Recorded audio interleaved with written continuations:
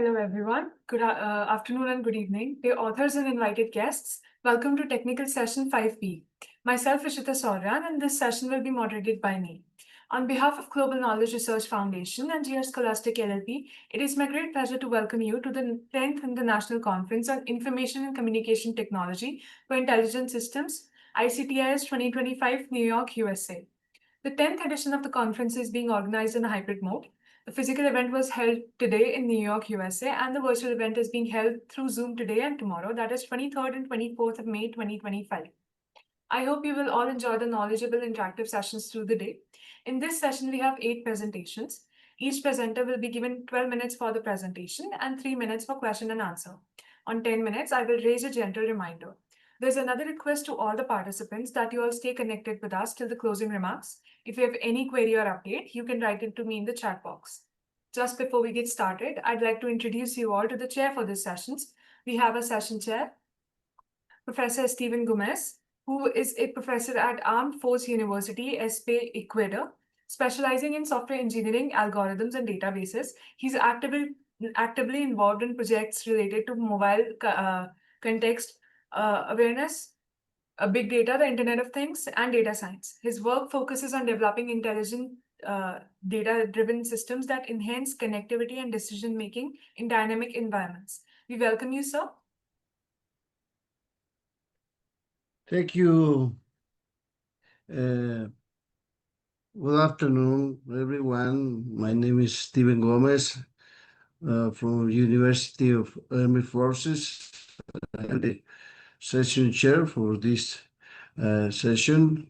I will be with Professor Sayan Charaborty. First of all, I want to thank you for the organizers of this important conference and all presenters. Thank you for joining us, whether you are attending from here in New York or connecting virtually around the world. This session will be from 12 to 14 hours in New York time. And we have, as our lady says, 8 papers scheduled for this presentation. Each presenter will have 2 minutes and followed by 3 minutes for questions. I kindly ask the speakers to keep track of time to ensure we stay on schedule. A few reminders for presentation. Please make sure your microphone and camera are working properly before your turn. When your presentation time comes, I will introduce you briefly and then invite you to share your screen. Audience members, please use Zoom raise hand feature question and answer. As a chair, we can make 1 or 2 questions for each presentation to help enrich the discussion. So, let's enjoy a productive session in this time. Thank you, sir.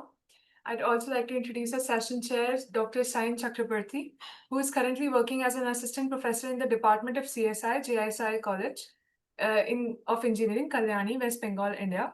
His research area includes medical image processing, nature-inspired algorithms, and machine learning-based applications. He has about 65 research papers published in international journals, book chapters, and conferences on various topics such as optimization, artificial intelligence, pattern recognition, and digital image processing. We welcome you, sir. Yeah, thank you, Ishita, for the nice introduction. Without further delaying the session, we can start and go ahead. Thank you. Sure, sir. Sure, sir.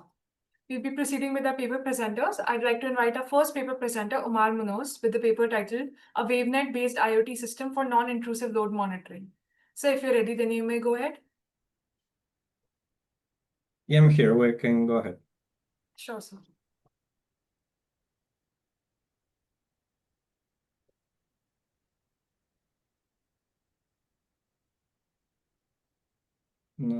Just tell me if you can see my screen. Yes, sir, it is Yes, visible. yes, we can see. Okay. Well, hello everyone. Thank you for being here. I'm Omar Muñoz Rios. I'm a PhD student at the Autonomous University of Baja California. Today, I will be presenting our project titled A WaveNet-based IoT System for Non-Intrusive Load Monitoring, corresponding to the paper ID 251. This presentation is structured into 4 sections: motivation and context as introduction, then we'll explore the system architecture, and after that, we have the experimental setup and results, and finally, conclusions and future work. Electricity consumption is rising steadily year by year. According to orvotingdata.com, global electricity demand has increased by 27% in the last 5 years. This trend highlights the need for more efficient energy consumption strategies. One promising approach to achieving efficient energy usage is the implementation of smart grids.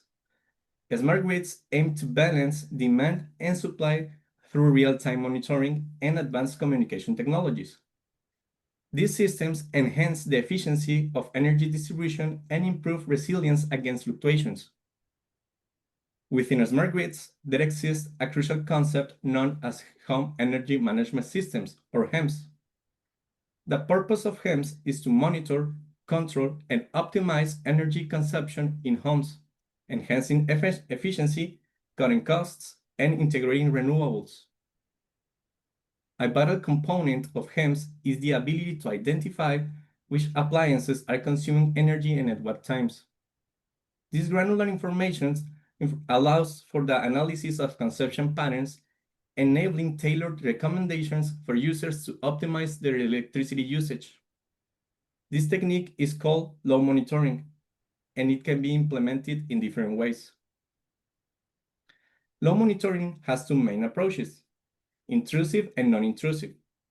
Intrusive load monitoring needs sensors attached on each appliance, while non-intrusive load monitoring, or NILM, only uses a single smart meter at the main panel and disaggregates the overall energy signal and identifies the individual appliance operating within the home. Let's take a look at an overview of our proposal. Our project focuses on NILM, specifically using a smart meter installed at the main panel of a house. This smart meter collects real-time electrical parameters, which are then sent to the cloud to feed a deep learning algorithm that classifies appliances as they are turned on or off. Now, let's move on to the system architecture and its components.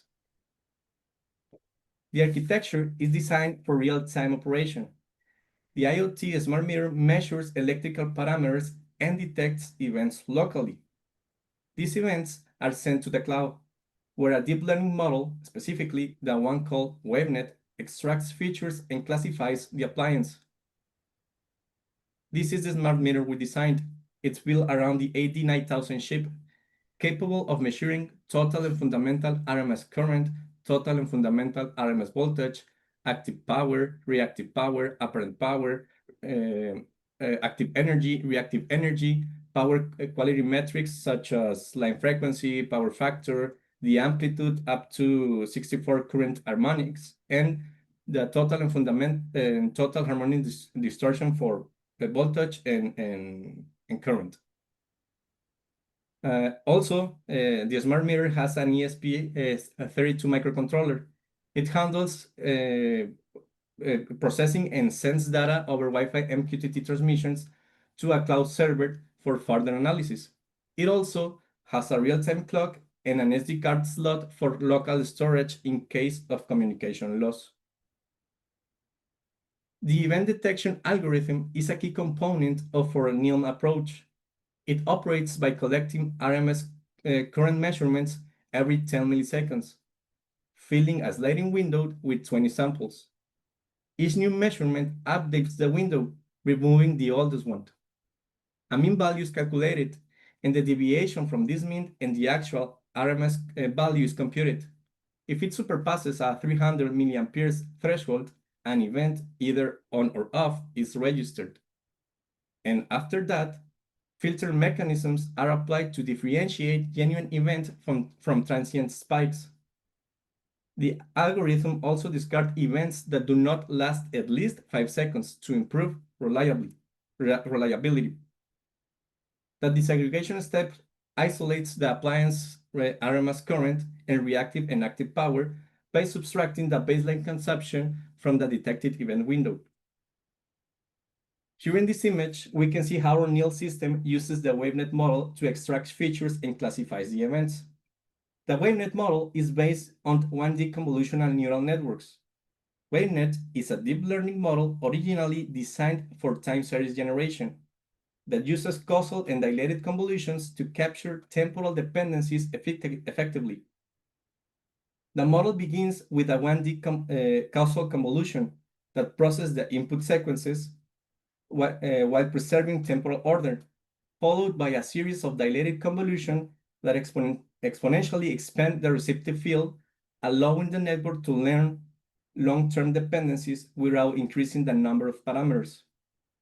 Each dilated block features a gating mechanism using 10H and sigma activations, whose outputs are multiplied element-wise and passed through a one-by-one convolution.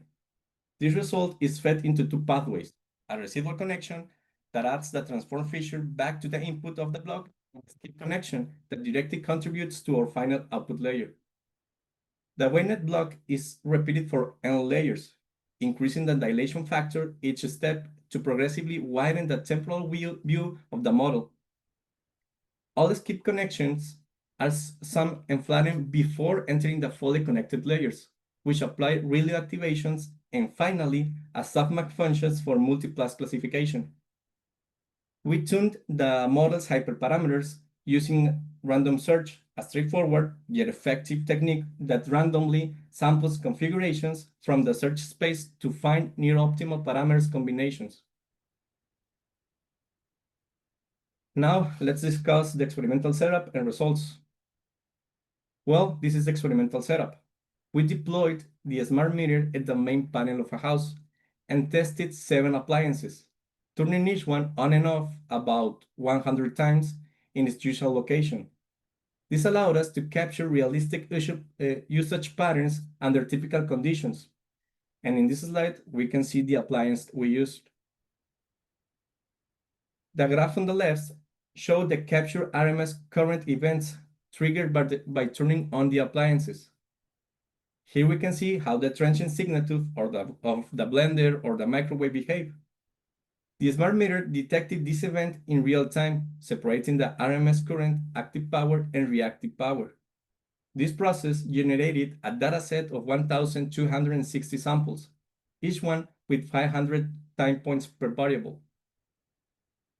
We trained the WaveNet model with an 80-20 split, achieving a 99.29% accuracy, a 99.23% recall, and a 99.21% precision, proving its effectiveness in classifying appliance events. The percentage-based confusion matrix that we can see here also illustrates in detail the model's capability to distinguish between the 14 classes reliably. Also, we used a public dataset called Plate to test our model. This dataset is widely used in the non-intrusive load monitoring field, and we achieved a 92.02% accuracy, 93.04% recall, and a 92.03% precision. We compared the WaveNet model with a 1D convolutional neural network and a long short-term memory model. Here, the green line is the WaveNet model. Through cross-validation with 5 folds, we observed that the WaveNet model maintained consistent accuracy across partition, demonstrating its robustness and stability compared to other architectures. Finally, let's move on to the conclusions and future work. This work presented a WaveNet-based IoT NIL system that was successfully evaluated in real-world residential scenarios, demonstrating its practicality and scalability across different appliance profiles. The WaveNet model for classification also showed performance comparable to other commonly used models, effectively capturing complex patterns in energy signals and validating the system's deployment beyond control environments. Future efforts will focus on further enhancing scalability and improving performance in scenarios with more complex and overlapping load patterns. Well, that will be all. Thank you for your time. Now I'm open for any questions. Thank you. Okay, Oscar, thank you very much for your presentation. Can you briefly describe the experimental setup to use to validate the model? Yes, actually, we use the appliance I showed before here, and we just turn them on and off for about 100 times in where they are located every day, and that was what we did. Actually, we just turned them on and off so many times, and the smart meter detected all the events that were generated when the appliance worked on and off. Okay, do you use any platforms such as IoT, Azure Hubs, or something like that in order to process this information? Not a platform like a commercial platform. All was code by us. We programmed the smart meter. We programmed all the algorithms using Python. Okay, We open source. also what? You use open source such Yeah, as open source. Python. Yeah, open source platforms. Okay, that's right. Thank you very much. Thank you. If there's any additional questions? Yeah, I have a question regarding the results. Am I audible? Just a little bit. Yeah. Uh, was there any particular reason behind choosing those algorithms that you used for the experiments, like Uh, the wavelength could you and repeat the CNN? question, please? I can hear you clearly. Yeah, I hope I'm audible now. Yeah, thank you. Yeah, my question was that was there any particular reason behind choosing this LSTM and CNN and WebNet? Well,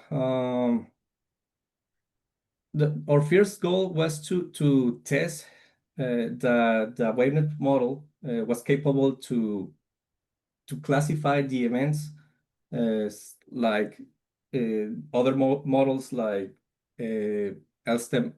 LSTM, or classical 1D convolutional neural networks do.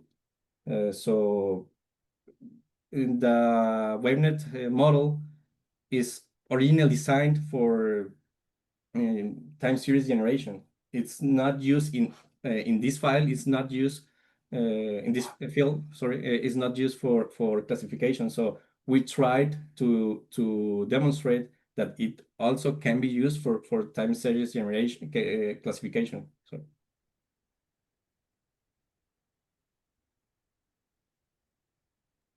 So which one got higher accuracy among these three? Can you repeat again, please? Yeah, my question is that which one among these three got higher accuracy? Higher accuracy. The WebNet has a higher accuracy, but just a little bit more accuracy. Okay, fine. No more questions from my side. Thank you. Thank you. Thank you, sir. We will be proceeding with the next paper presenter. I'd like to invite paper presenter Pedro Felipe with the paper titled Campus ISO's Configuration Intelligent System for Optimizing Comfort in Campus Residences. So if you're ready, then you may go ahead. Okay, thank you.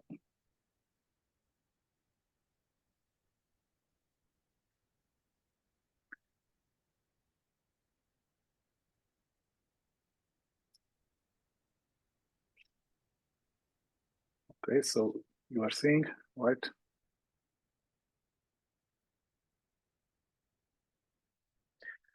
Yes, So we my can paper see. is, yes, the name is Campus ISOConf, is an intelligent system for optimizing comfort in campus residence.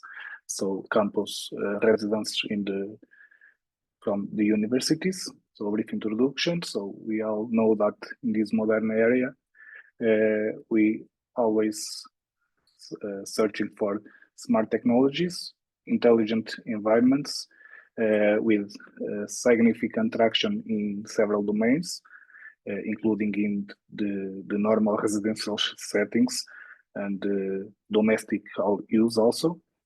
So this paper focuses of the application of this intelligent environment specifically tailored for managed comfort preference at one campus residence. So the goal is to leverage emerging technologies to create a dynamic and responsive living environment that adapts to the preference and behaviors of all the occupants of the residence, in this case, the students. This implementation of this system presents several opportunities and also challenges, of course. So the user building is a three-story residential structure with 5 mixed user bedrooms. This is an example. The layout and the spatial design. So this is a typical room. Normally, we focus on the radiators and this kind of Excuse me, features Pedro. in the. Yes, Can you move your presentation, please? Because it's in the first slide. I'm moving. You don't see? I'm moving. It's not see. It's in the first slide, just. Let me see. Oh, I'm moving, but. And now? Maybe because it's in. No, we can't see. Try to show your presentation again, please. Okay. Let me.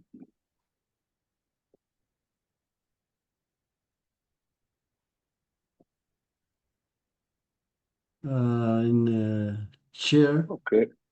Yes. Share I'm going button. to put again.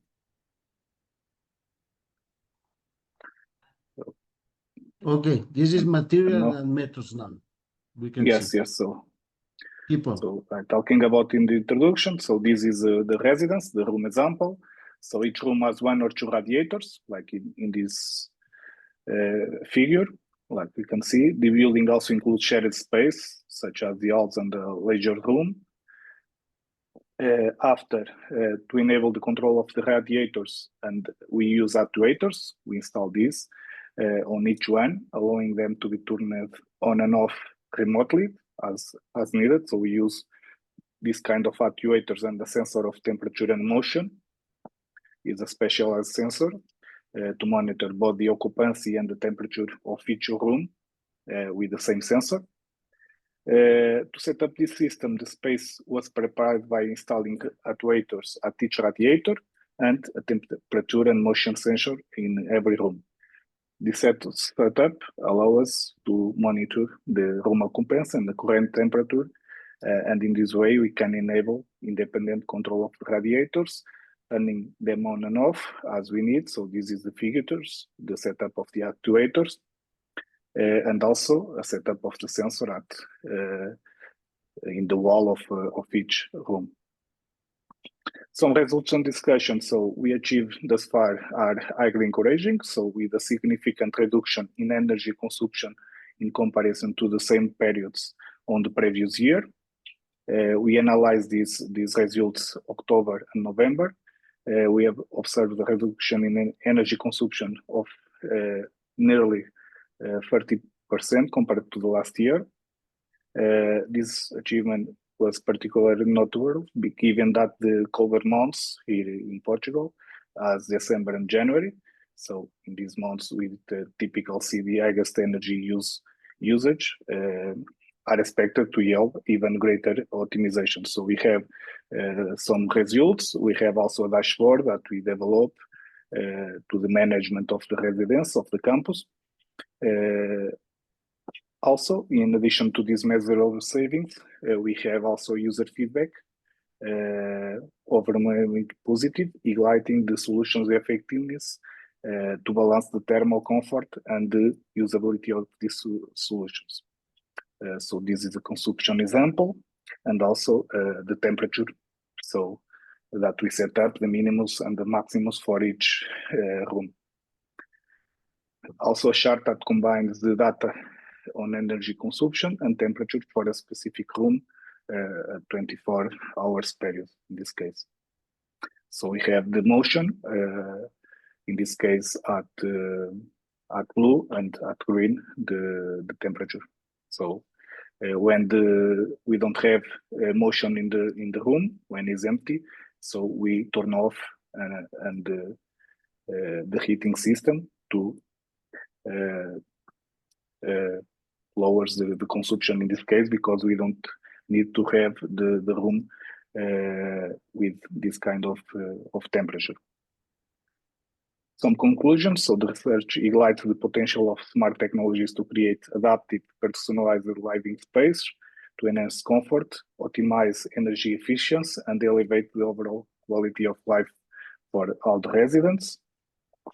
Through the integration of these sensors and actuators, we also use machine learning algorithms. Our proposed system offers residents the ability to customize their comfort settings and optimizing the energy consumption. Also, we collect and analyze data on occupants' preferences and behaviors, so namely their schedules, and the intelligent environment adapts in real time to create an optimal living environment tailored to each individual needs. Our evaluation of the system is we highlight the effectiveness in providing personalized comfort experience while achieving also the energy savings. User studies have shown positive feedback from the residents, high levels of satisfaction, and also the system performance and ease of use. So in a conclusion, our research contributes to the growing knowledge on smart living technologies, so ambient intelligence platforms, and informs the design of future residential space that can prioritize both comfort and sustainability. Okay, Pedro, So, thank time you. is over. Okay. Yes. Thank you very much for your presentation. Dr. Sayan, do you have any question for Pedro? My question is that can you please summarize what was the key finding from your research? I don't understand whether can you don't. Yeah, my question is that what was the key finding? What was the outcome of this work that you have done? So the outcomes is to provide satisfaction for the occupants, and at the same time reduce the consumption. So we have comfort for the occupancy, so comfort, in this case the temperature comfort, and also consumption reduction by automatic, in this case without any need of customization by the occupants, in this case the students. So the system is autonomous, completely autonomous, and it reacts to the occupancy, and the students doesn't need to do anything to have a perfect in the comfort temperature, and also the management of the campus of the residents that have high costs in the winter have also a lot of reduction in consumption that is also financially in the terms of financial we reduce several the costs in energy. Okay. So is this system only feasible for the campus residences, or is it feasible for other residences as well? Yes, it's feasible for any kind of structure. Domestic, we also have now some implementations in domestic space, so normal home, particular home, and also we can also apply this system in the industry, so in the business things. This kind of things is also applied with a little customization of. So we put the sensors and the actuators and more or less some parameterization of the machine learning algorithms and it's on. So we can, with a low cost hardware, we can put the system at any place that has some occupancy and some quotidian people there. My final question is that was there any was there any reason to select this solution for the campus? I mean, was there any particular reason that you have chosen the campus to be the targeted application domain for this? No, it's because we have the facility to work with the campus management of the residence, and we have a lot of students there, a lot of rooms. So it's not particular. It's not an hotel. We don't need any specific questions with the people. So it's more practical to test and validate the prototype. Yeah. Okay. Thank you. No more questions from my side. Thank you. Okay, Pedro, thank you very much for Dr. Sayan. Pedro, did you use machine learning algorithms to adapt the user preference? If so, which ones? No, we use not to adapt the user preference, but to predict the schedule of each room. So we can start the actuation of the radiators before the prediction that the student going be on the room, and in the same way to stop the radiators a little before the student going out. Okay, so we use the machine learning techniques to predict the occupancy. We have the sensor to validate that the student is there, but we going more and we want to predict when the student going enter the room. So if it gets on the weekends and so on, what is this kind of schedule for each student that namely is different for each person. And in this case, we can react, and when the student checks in the resident and enters the room, the temperature is already set and is already in the environment.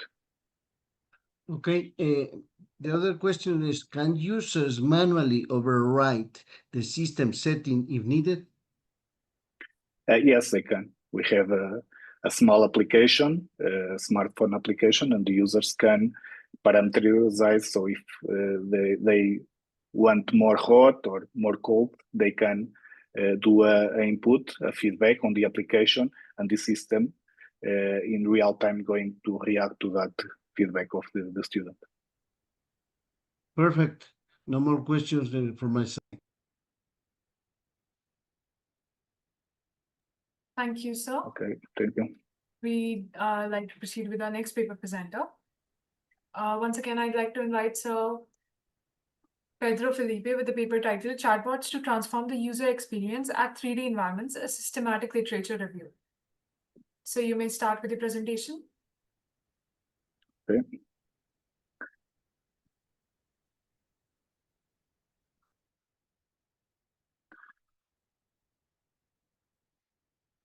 So this is also a work with me and students, that is Telmo, but I'm going to present the paper today. So is a work done in a master thesis.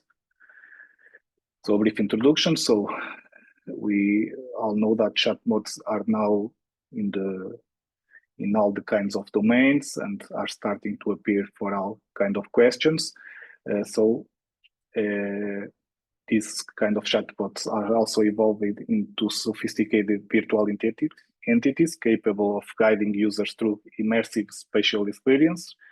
So in this case, we can overcome the limitations of the two-dimensional interface, like the browsers and so on. And this intelligent system allow users to interact with digital content in ways that mirror physical reality.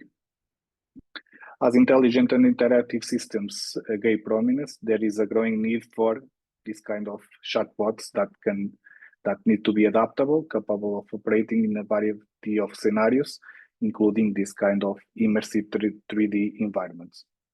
Our solution is going to consist of three main components. So an adaptive data acquisition system powered by an intelligent web crawler that we develop, a sophisticated knowledge processing pipeline leveraging advanced NLP techniques, and a context-aware chatbot framework designed specifically for the 3D spatial interactions.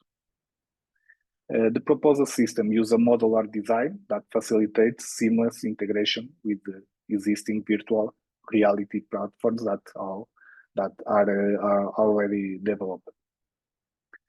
So in this kind of work, we do a systematic literature review to evaluate and synthesize relevant studies on chatbots in 3D environments. So we do the identification, the article founds. In this case, we do also the exclusion with the publication year, the screening. In this case, we found 130 papers, and we do the eligibility of 15 full text articles evaluated according to the different criteria. According to this, so this is the first step of the work of the student in the master thesis. We open the practical part, so the knowledge acquisition system that we explained before, use an intelligent web crawler tailored to build domain knowledge for the chatbot in this kind of 3D environments. We have here the three layers, so the data acquisition, data processing, and knowledge integration layer with the different parts that we use. So in this case, we're going to browse the websites to identify and extract relevant content that we need to use. We use RabbitMQ priority queue system that allows parallel processing with duplicate prevention. So to prevent the duplicate finding of information. We transform the raw HTML into structured text content while preserving the semantic relationships in this kind of content. So this is the first part, the data acquisition layer. After extraction, the data processing layer converts this kind of information into structured knowledge, and the final layer then formats this content for efficient retrieval. So we're going to remove noise and resolve inconsistencies, captures the relevant metadata in the data processing layer.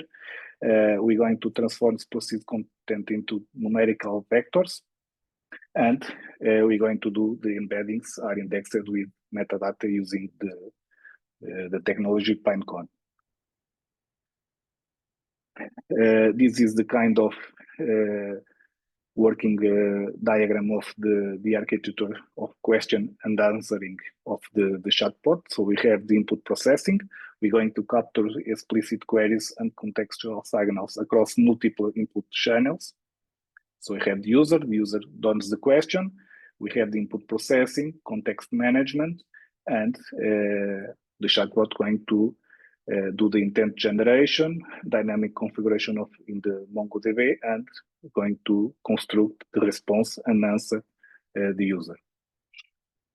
So the context management maintains the current state and retrieves relevant information via semantic search, Pinecone, and structured reasoning. In this case, we use Neo for Data and GraphDB. After the intent generation, use NLU to classify queries and guide appropriate processing strategies. Dynamic configuration in MongoDB allows for customizable chatbot behavior without code changes. So in this case, we can support domain-specific tuning that we can do for different domains. And response building transforms intents and retrieved knowledge into clear multimodal answers through answer planning.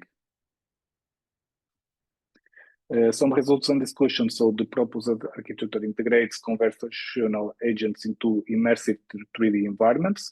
The main benefits we can describe here that we have the improved answer, relevance, and contextual awareness, hybrid knowledge representation using vector embeddings and graph database, semantic understanding combined with structural reasoning, and this hybrid model addresses also some limitations in prior system, namely the environmental adaptation in dynamic 3D space, context tracking across complex interactions, and as potential applications include the e-commerce that we're going to explore in this thesis for interactive product visualization with natural language queries, as well as training simulations and virtual assistant in complex environments.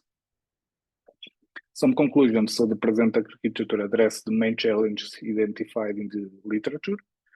So in the systematic literature review that we previously done, implementing a modular and context-sensitive framework that combines advanced natural language processing with spatial computing capabilities, and also the rich knowledge representation approach takes advantage of the vector-based embeddings and the graph database, provides the basis for contextual appropriate response that consider both semantic meaning and also the structural relationships. This approach overcomes the limitations found in some existing systems, namely regarding the environmental adaptation and contextual awareness in the dynamic 3D space. Thank you. So I'm open to some questions. Okay, Dr. Saya, do you have any questions for Pedro? No, thank you. I don't have any questions, Karen.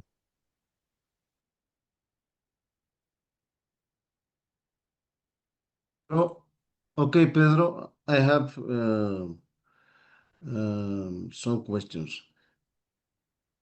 Was the system test in real campus or in the lab environment? For now, this is a partnership with a company, so a medical equipment company that sells equipment. So small equipment and different like equipment to the surgeries and so on. So tools and this kind of things. And the chatbot is to help the medical people to learn about the tools. So they have hundreds of different tools, different millimeters and so on. So very specific tools, and it's difficult to do medical to understand what is better for its job. So this kind of thing also to the dentist and so on. This kind of experience is on to create. They have already a website, a very good database of all the tools and image, but they want that the chatbot learn all the information they have about the tools and about what they sell, and the medical and the clients of this kind of tools can ask the chatbot different kind of information about each tool, and also do is because of that we have a 3D chatbot. So we have a virtual reality experience that the medical can also, with the help of the chatbot, to see the tool in a 3D environment and rotate and so on, do zoom to see also the specifics of each tool. Okay. Second question. Why is the reason to choose MongoDB as a database? It's not a specific reason, so it's open, and also we have not really big data, but a lot of information that in the tests we have good performance, so it's only for that. And what is the incidence for Neo4j, and how did you use Neo4j? So we do the Neo4j for the context management model to retrieve the knowledge retrieval from the input processing. So in this case, the chatbot also allows that so the client, in this case the medical person, can ask and not write.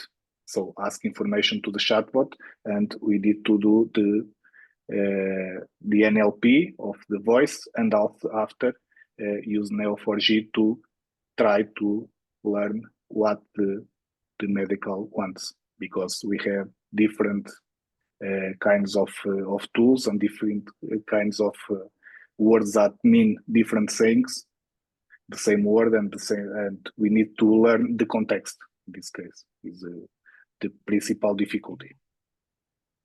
Okay, Pedro, congratulations. Okay, thank you.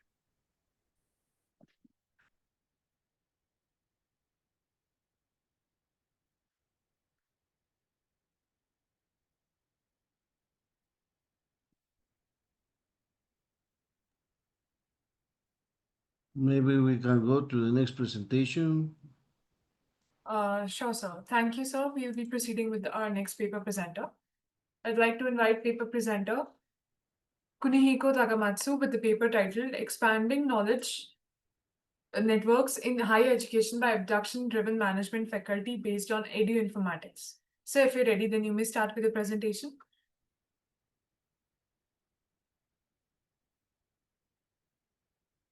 So Kunihiko. Okay, can I share my slide? Sure, sir. Sure, sir.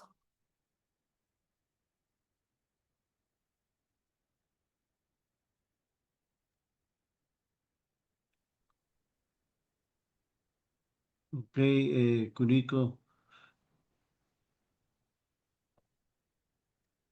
you can start. Good morning, or hello, or good evening. My name is Kunihiko Takamatsu. I belong to Institute of Science Tokyo. Today's my title is Expanding Knowledge Networks in Higher Education by Abduction-Driven Management Faculty based on Informatics. Our collaborators are these members.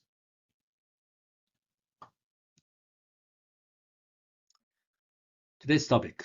I have three topics. The first topic is introduction and research question. The second topic is result and discussion. The third topic is conclusion.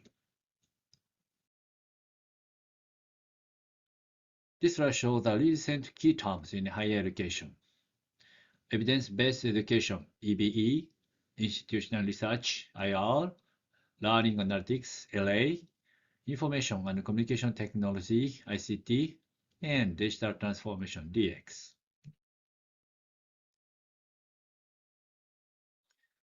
This will show the Society 5.0. In Japan, this is called as Society 5.0, and in the world, this is called Industry 5.0. Society 5.0 is a concept of the future society. Society 1.0 is hunting, and 2.0 is agricultural society, and 3.0 is an industrial society, and 4.0 is information society, and the 5.0 is a future.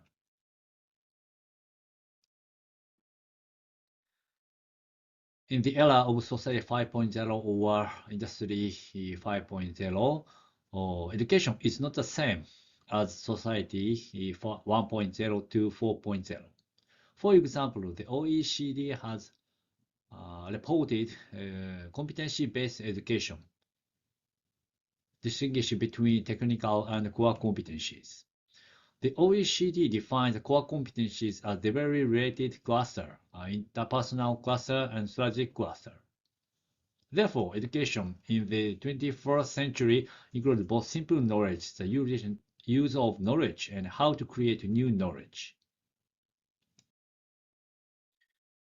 Informatics is a new interdisciplinary field between education and informatics. This figure shows the concept of edu-informatics. The field of education provides problems to be solved to edu-informatics. And the field of informatics provides problem-solving method to edu-informatics.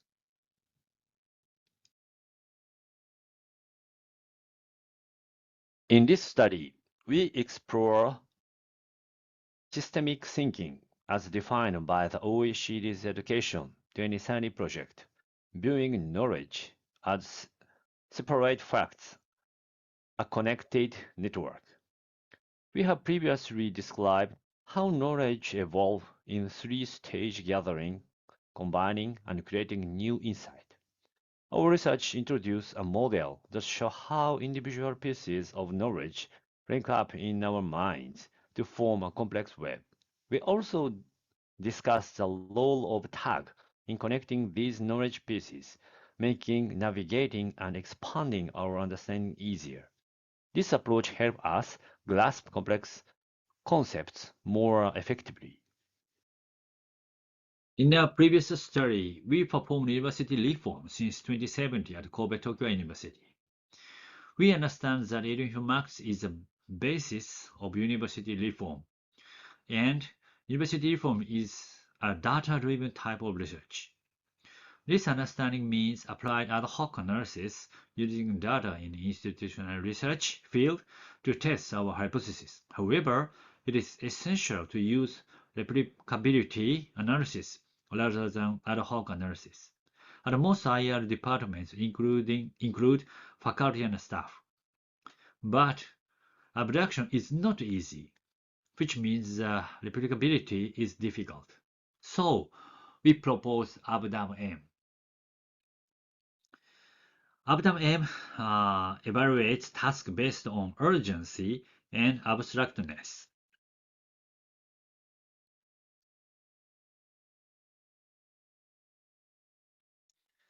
This slide shows the research question. Our research question is that how can management faculty in higher education institutions contribute to the expansion of knowledge networks through abduction-driven approaches in the post-pandemic educational environment, utilizing the edu-informatics framework to trans-traditional faculty-staff role divisions. We go to next step.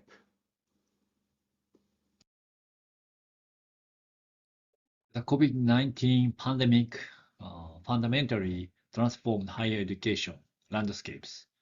International conferences shifted entirely online, eliminating critical spontaneous networking opportunities that traditionally fostered knowledge exchange. This transformation highlighted how human network mirror knowledge network in generating creative insight through unexpected connections and interdisciplinary collaboration. Institute of Science Tokyo pioneers innovative professor for institutional management positions, representing the first instance in Japanese national universities where administrative professionals receive faculty status. This hybrid role enabled boundary-spanning activities, practicing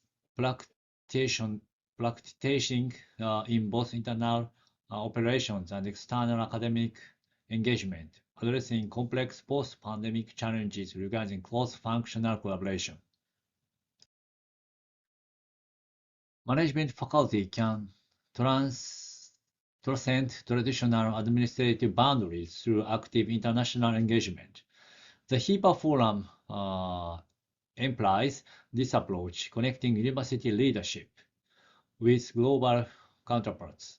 By creating an environment for design serendipity, these professionals facilitate unexpected encounters that generate creative insight and enhance institutional capacity for innovation. This slide shows the concept of framework integration. And this figure shown as a figure 4 in my paper.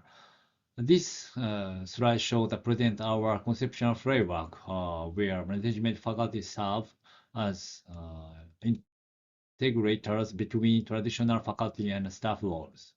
Under the Eduinformatics umbrella, we see the integration of knowledge network models, abductive reasoning framework like ABDAM, and practical methods such as bridge approach for comprehensive educational innovation. Conclusion.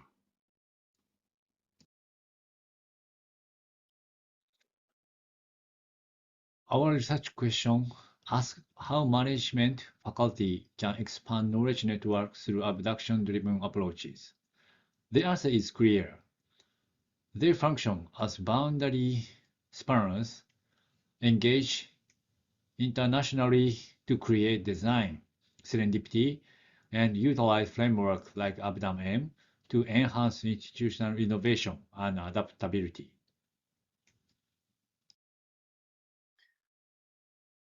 Acknowledgement.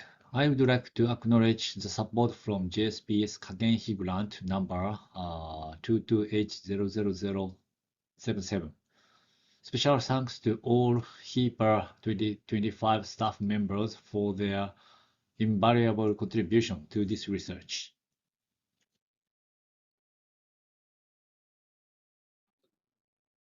Thank you for your attention. Do you have any questions? Okay, Kuniko, thank you very much for your presentation. Dr. Sayan, do you have any questions? Yeah, I have a few questions regarding the work that you have done. Um, can you explain the knowledge metrics that you have presented in your slide? Can you go back to Okay. that slide? Wait a minute, please.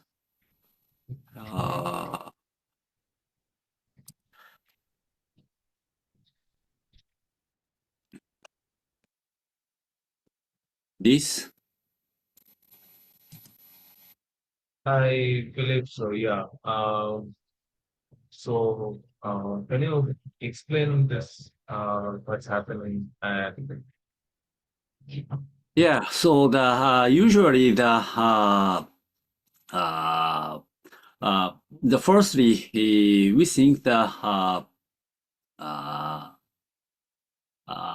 personal part or the individual subject something. So in this case, it is difficult to think the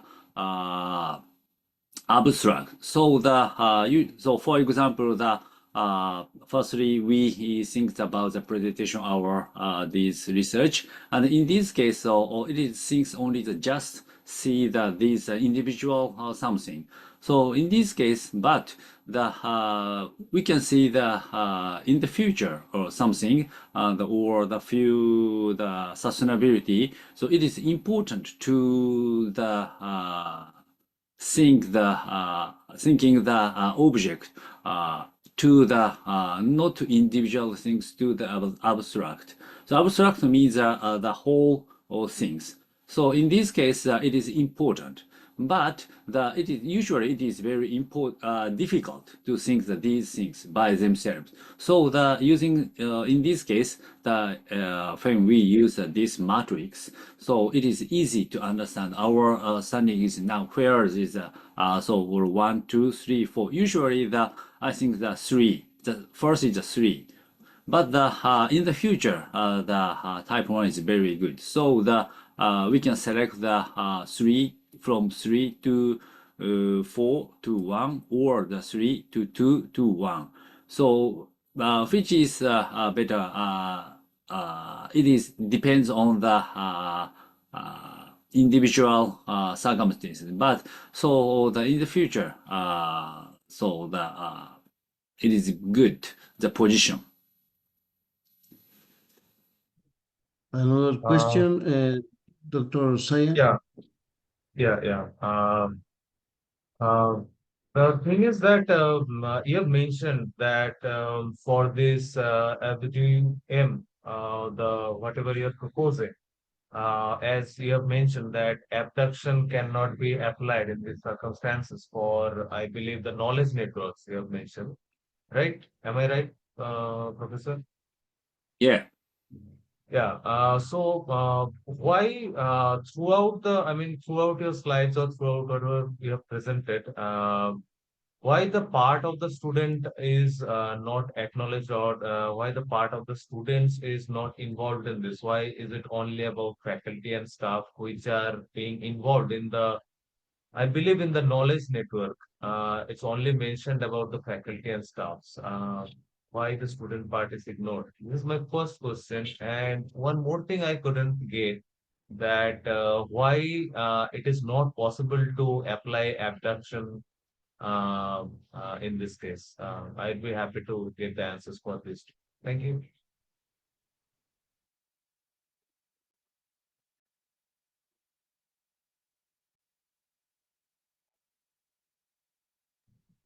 I think actually I showed this slide, but in Abdam M, we can use we means management faculty can use Abdam M. So this slide show the not only the staff.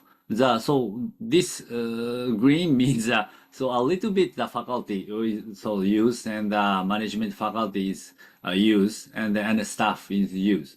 So you mean the Abdam and the why the student don't include? But I think that so student, for example, the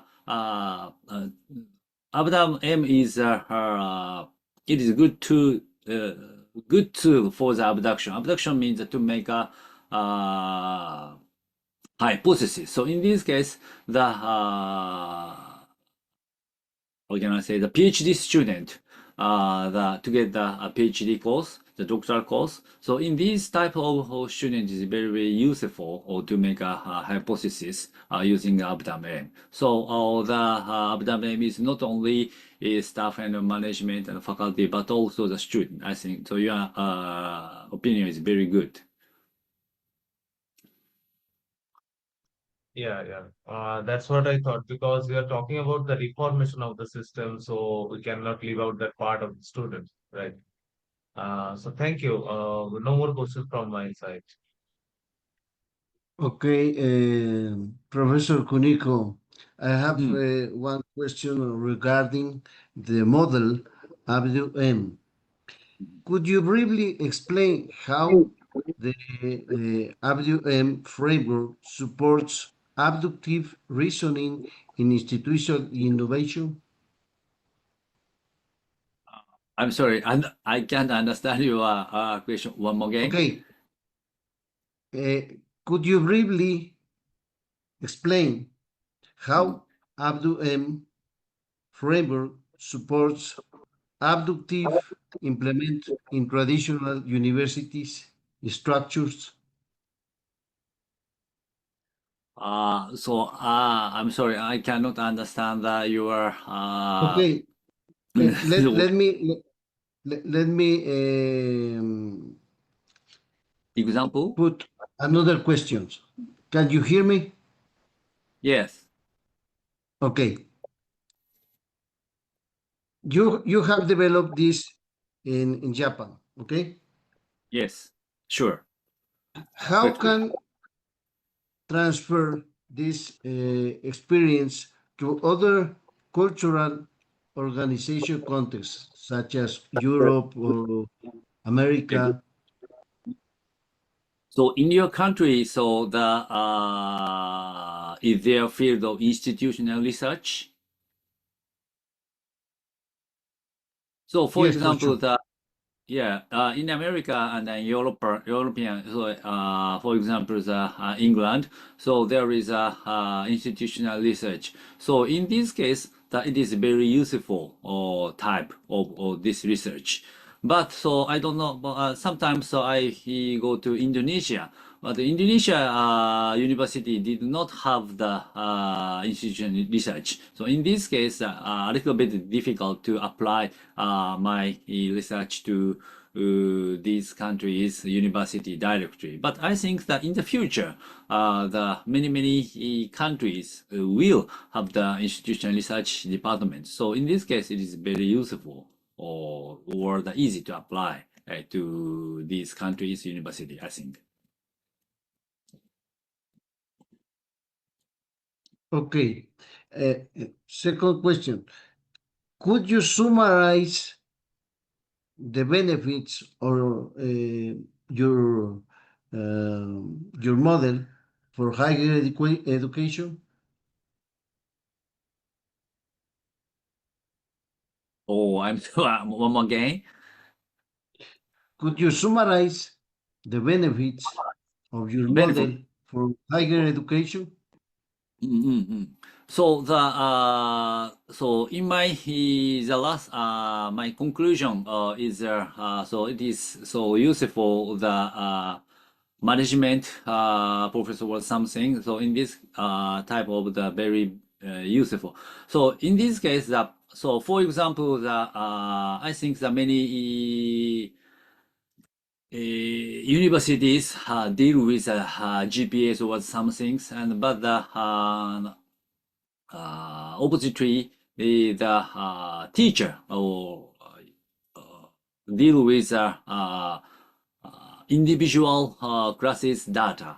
So in this case, it is difficult to combine analysis between the individual student data and the GPA or something. So in this case, my research is very benefit, I think, because the institutional research section have the not only the individual student data but also the GPAs or something, these types of the data that usually staff only have the data, I think. Okay. Thank you, Professor Takamatsu. Thank you very much.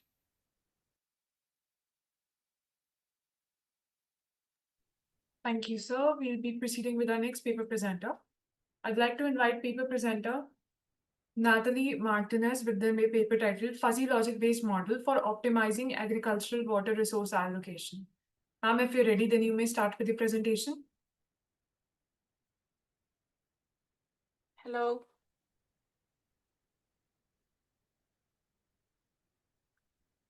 Hi, can you hear me? Yes, ma'am, you're audible.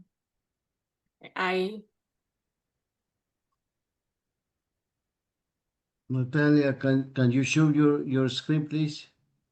Yes. Share your presentation.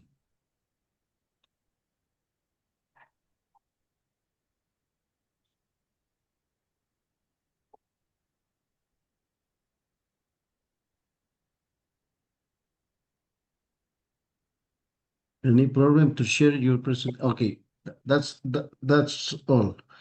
Start, please. Thank you. Good afternoon, everyone. I am pleasure to be here today, share a very important topic, especially for agriculture. I will start with a question: how much water do we waste before we realize it is essential? In many parts of the world, water scarcity is not a future problem. This is a problem right now. It affects food production, people's life, and the environment. Still, many farmers use fixed irrigation methods that do not adapt the change to climate, soil, or crop condition. My name is Natalia Martinez Rojas, and I am a professor of la Universidad de La Salle in Colombia, and today I present a model that uses fuzzy logic to help improve how we use water in agriculture, especially in places where conditions change often or are hard to predict.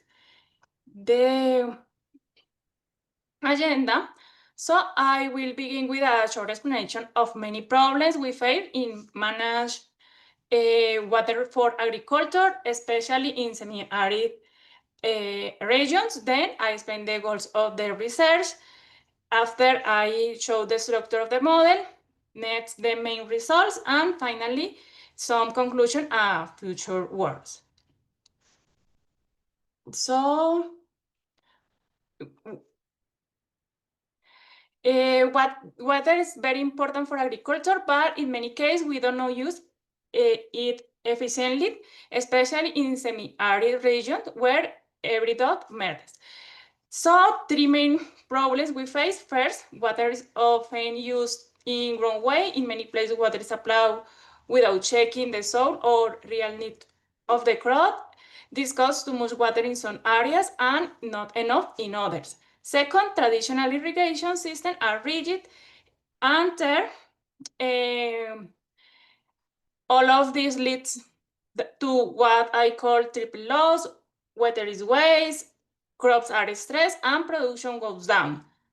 Sometimes there is too much water and the plants suffer. Other times there is too little and they dry out.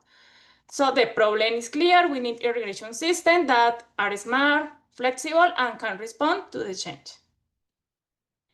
The research object, first, the goal is to develop a fuzzy logic based model, useful because it can with uncertainty, which is very common in agriculture. It helps to make good decisions when the data is not exact.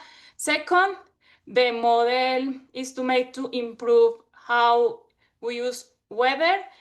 And third, the system is designed to generate adaptive irrigation recommendation, now fits a schedule. And finally, the boarded objective is to increase sustainability and reduce waste. Now, the model. So, the architecture of proposed fuzzy logic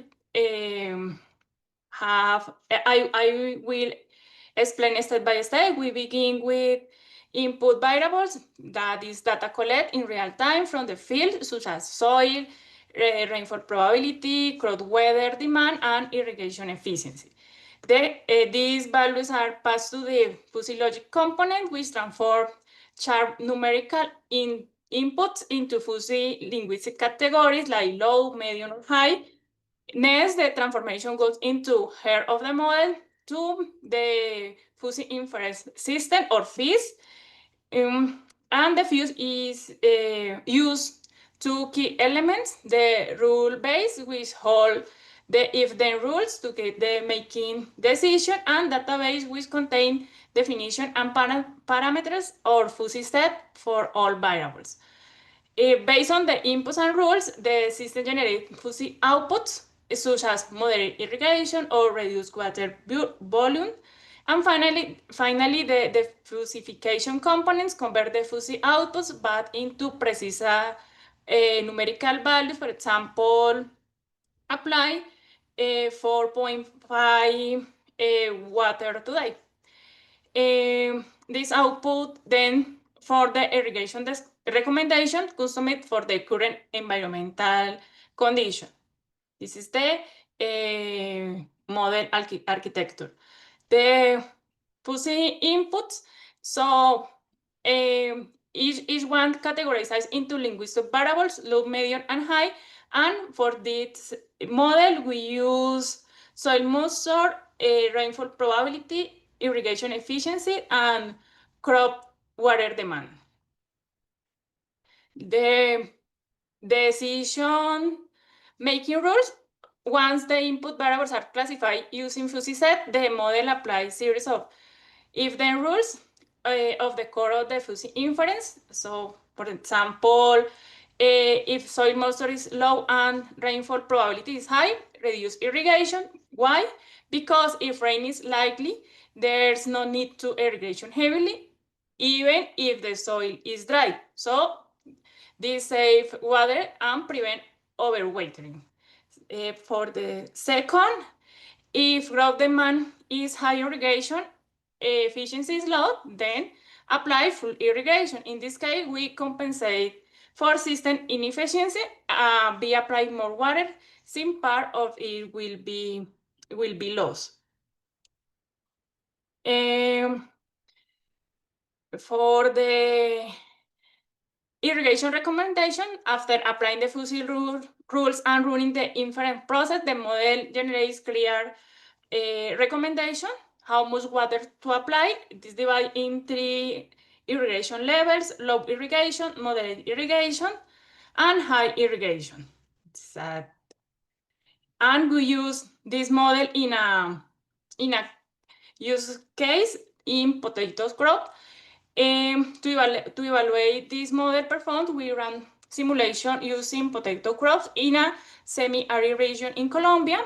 And I forgot to say that the current version of the model was built using evolution 4.5, and this model was tested with environmental data representative of the region in Colombia, including variable rainfall and high evapotranspiration. The result, soil moisture was maintained consistently within the optimal range between 65 to 80%, which is essential for potato growth, especially during tuber development. Most important, the system achieved this result without any loss in crop yield. And conclusion and future work. To summarize, this fuzzy logic-based model provides an adaptable and interpretative solution for irrigation management, one that can be adjusted, audited, and improved over time by integrating real-time environmental data with expert reasoning. That model supports smart agriculture and promotes sustainability, not just in water use, but also in energy and operation efficiency. Next step, integrate machine learning for real learning, include economic and policy dimension, and test the field across the various regions. And this is all. Thank you so much. I will express my thanks to the event and also to thanks Universidad La Salle. Thank you for your attention, and some question or... Okay, Natalia, thank you very much for your presentation. Good presentation. Dr. Sayan, do you have any questions for her? Yeah, sir, I have a couple of questions. First of all, nice presentation. My question is that which are the parameters that you have considered for this work, because the fuzzy logic was involved in this. So as we are talking about irrigation system, so there must be some parameters that you have considered for your research. Is my first question. And the second one is this is very, this type of work we have seen before also. So, is there anything new or novel technique that you have used over here, or is there anything new which is not present in the existing systems which have used for this logic for the irrigation models? So, these are my two questions. I'll be happy to get the answers. Okay, first about the parameters in the here. The model is it's general, and also if we to create some case, we adapt the parameters depend of the crop and the region, because all are different. And also for obtain these parameters, we consult some expert, farmers, and literature. So, if you're talking about the variables such as soil moisture, rainfall probability, these things, there is no issue with the rainfall or irrigation efficiency or crop water demand. But since we're talking about soil or soil moisture, because there are a lot of components over there when you're talking about soil, why not taking into account of other parameters which might be, have you done the background work where these kind of work are already there out there? So they are using more and more parameters. Why not use them? Yeah. So my No, second question and this one is little bit interconnected. So I think that will answer it also. yes. Why no more parameters? Yes, it's because the resources in Colombia. So for these parameters, we need some sensors, and the sensors are expensive. So we have a lot of sensors. So that is the reason we use a few parameters. But the idea is control or more and more parameters, and also this mm, improve also this part of rule base depend of the sensors, no? Yeah, it's not only about more and more parameters. It's more about that which one is the more sorry, which one is the more significant in this? Because you have talked about AI or ML being integrated in your future scope. I think in the last slide you have mentioned. So you can use the explainable AI or something like that, which will identify that which one is the more significant parameter out of all. So it's not about all the parameters or more parameters. Yes. Thank you. So no more Okay, questions from my side. Natalia, Thank you.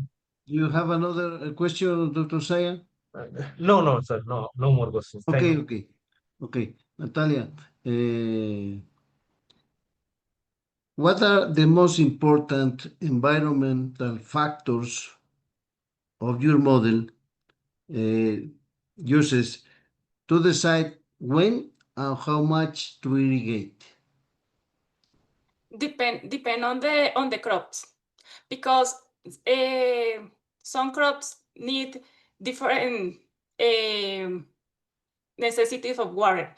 And for example, in Colombia, in potato crops, there are production in a region that is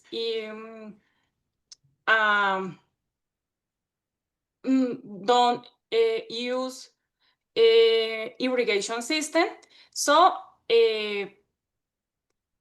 this is important, the soil moisture, because don't have irrigation system. So if the soil moisture is high, it's better for the crop potatoes.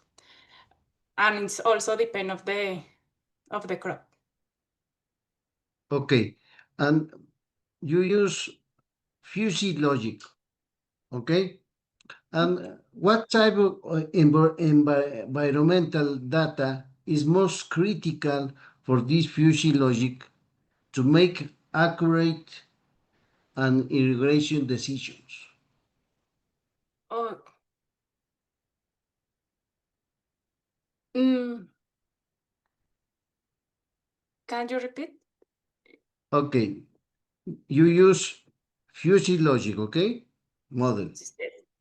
And how the environmental make simple for accurate and irrigation decisions.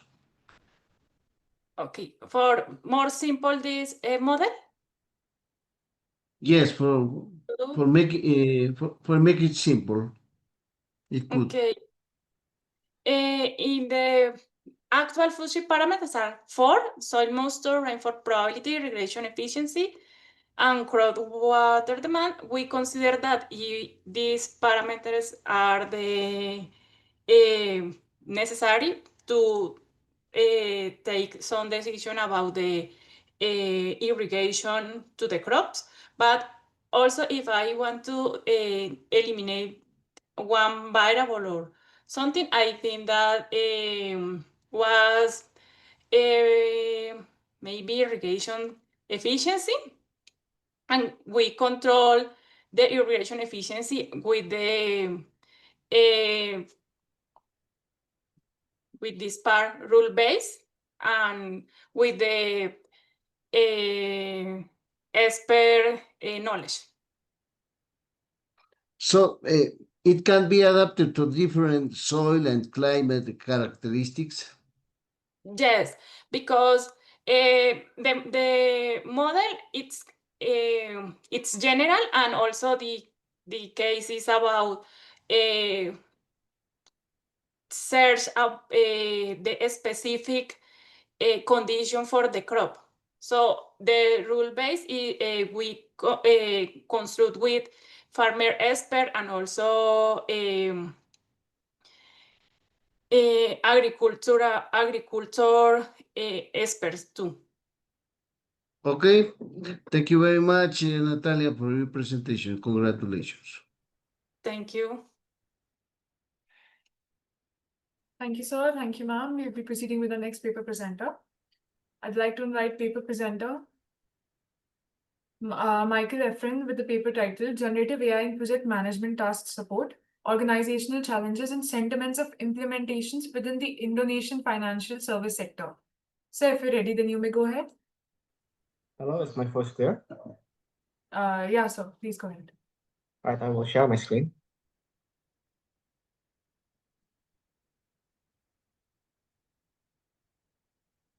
Right. Right. So, hello, my name is Michael Sutanto, and I will present my research findings in generative AI in project management task support, organizational challenges, and systems of implementations within the Indonesian financial services sector. So, for the overview of the presentation, it will be divided into 8 sections as follows. And this is the research abstract. Starting in the background of study. So, for the background itself, in the financial services sector, generative AI technology has gained immense success in enhancing predictive AI implementations and spearheading innovative generative content applications with financial workforces benefiting from automated content generation as well as complex financial scenario explorations. These benefits have since extended further into financial project management, where automated project scheduling, resource allocations, as well as report drafting, and also enhancements of project scenario simulations is conducted for risk management and decision-making purposes within project situations. In Indonesia itself, the current condition is that new product development projects are dominating due to the fintech-driven trends in digital payment, lending, and investment applications. This is where generative AI seems to have a potential in enhancing market scenario simulations, creative product design, as well as operational diagnostics to streamline fintech innovation and automation of service systems, which will be the dominant project going forward in Indonesia. So for the research problems found during the investigation for the background, there are 3, which are generative AI adoption is underutilized based on data indicated by McKinsey in 2024. It is found that 47% of global financial institutions invest less than 5% of digital budgets into generative AI, with none investing with above 20%. Second of all, there are budget constraints which hinder the fulfillment of technical and non-technical requirements for AI implementation, which is compounded by leadership hesitancy over uncertain return on investments due to high initial cost of technology acquisitions, as well as system integrations. There's also resource competitions, which could dry up resource availability amidst parallel fintech projects as well. Finally, there are also current impacts due to the underfunding, which are common occurrences of fragmented AI developments, which are misaligned with strategic goals, often perpetuating into delays and unrealized potential in financial project management. The disparity between the current implementation efforts as well as the under-budgeting trend is significantly observed in most majority of financial institutions, and therefore indicates a potential challenge and barrier for successful Gen AI adoption in financial project management. To investigate, explore, as well as analyze this problem, we have utilized the following research methodology. We utilize a qualitative approach to explore complex nuances in implementation strategies by project managers. And the design of the study is a multiple case study focusing on financial projects within selected Indonesian banking and financial services institutions. For the population and samples of profile, we investigated the perspectives of authorized Indonesian project managers and their experiences as well as sentiments of developing the integration of generative AI within their organizations. To this end, we utilize senior management professionals involved in generative AI projects for project development and operational enhancement in Indonesian financial services institutions. The data collection and sampling is conducted through semi-structured in-depth interviews, which are conducted in person, using a non-probability purposive sampling targeting project management experts with first-hand experience in generative AI projects, as mentioned before. The analytical tools that we utilize in this study is the NP414 software used for qualitative coding as well as thematic data analysis. So these are the results of the study. First, when it comes to the demography of the study, we interviewed 5 financial project managers in Indonesian companies with varying job positions from HRIS, or HR Information System Managers, Digital Transformation Office Manager, Technical Analyst Manager, Project Management Office Manager, as well as Auditor Manager. Most of the research respondents are from banking companies, with only one coming from microlending company. Bank A in particular is an international subsidiary of a local subsidiary of an international bank. Most of the respondents have around above 10 years of experience. When it comes to results for the risk management topic, we have identified risk identification as the most dominantly discussed topic by the respondents, with the least one being risk prioritization. Some key findings are that generative AI itself supports project managers in early stage risk visualizations, usually conducted during project planning, which uses predictive monitoring data from predictive AI systems already in use. It's mainly used as a comparative tool during planning, with key decisions still relying on human judgment of the project managers. Second of all, risk management processes in Indonesian financial services are still human-centered because AI tools are limited by accuracy issues. They need subjective interpretation as well as the existence of the influence of project owner or project stakeholder expectations on risk, which results on human-centered approaches remaining still essential and is irreplaceable. From the risk identification aspect, AI itself helps generate risk profiles as well as reveals blind spots. The effectiveness is, however, constrained by lower implementation maturity and still requires expert oversight as well as adjustments during the utilization. And finally, the risk prioritization and scoring is, while still emerging, AI is seen as a future tool for risk scoring according to Respond 5, but differences in local conditions as well as organizational cultures means that human calibration still remains necessary no matter the context. When it comes to budget and resource management, the most talked about topic is the most implemented topic is to use generative AI for estimating budgets as well as resources, and also in anticipating challenges and managing resources. When it comes to budgets and resources, resource optimization and cost savings are the primary utilization, because generative AI is seen as helpful for identifying inefficiencies as well as alternative sourcing options, which contributes to project cost savings. And also others highlight time saving in project execution, especially in a HR-related task. Second of all, despite its potential, there are still limitations in risk and budget management using generative AI due to limitations in human-centered practices.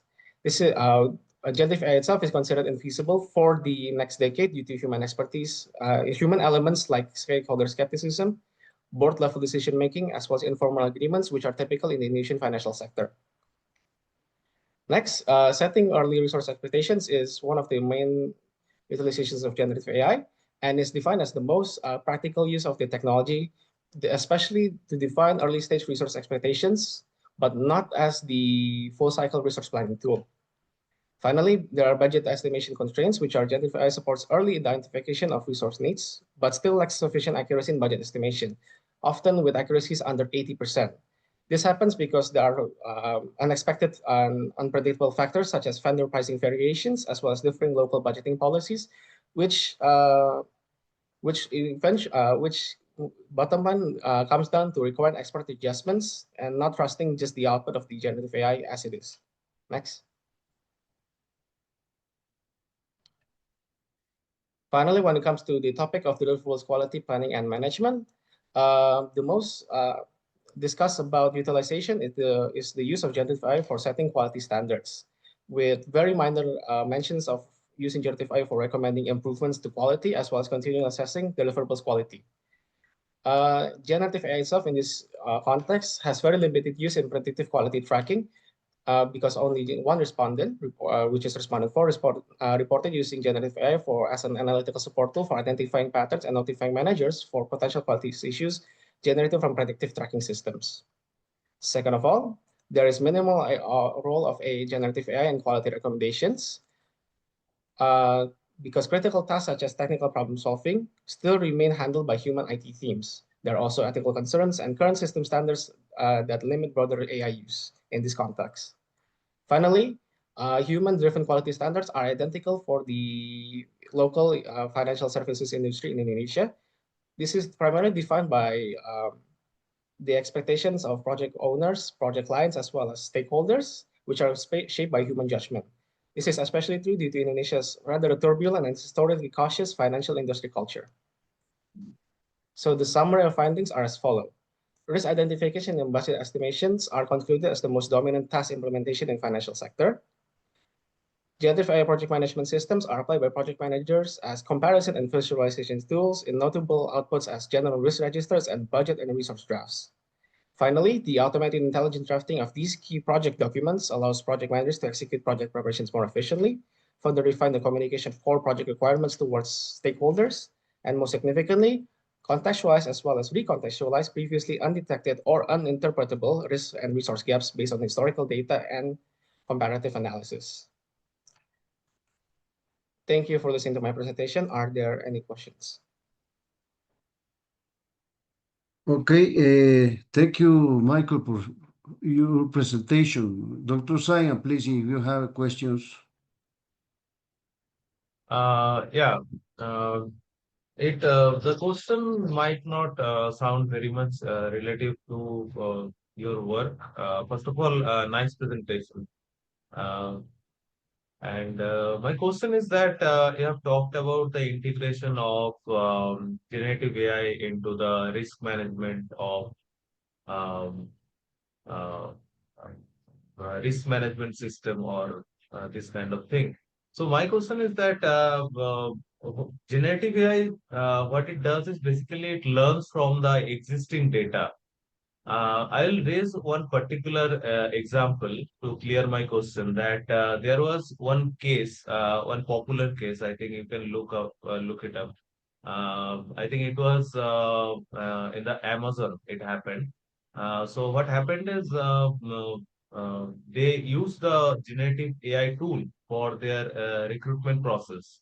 And based on their existing data, so the recruitment was little bit biased towards the women applicants because most of the people in the organization were men.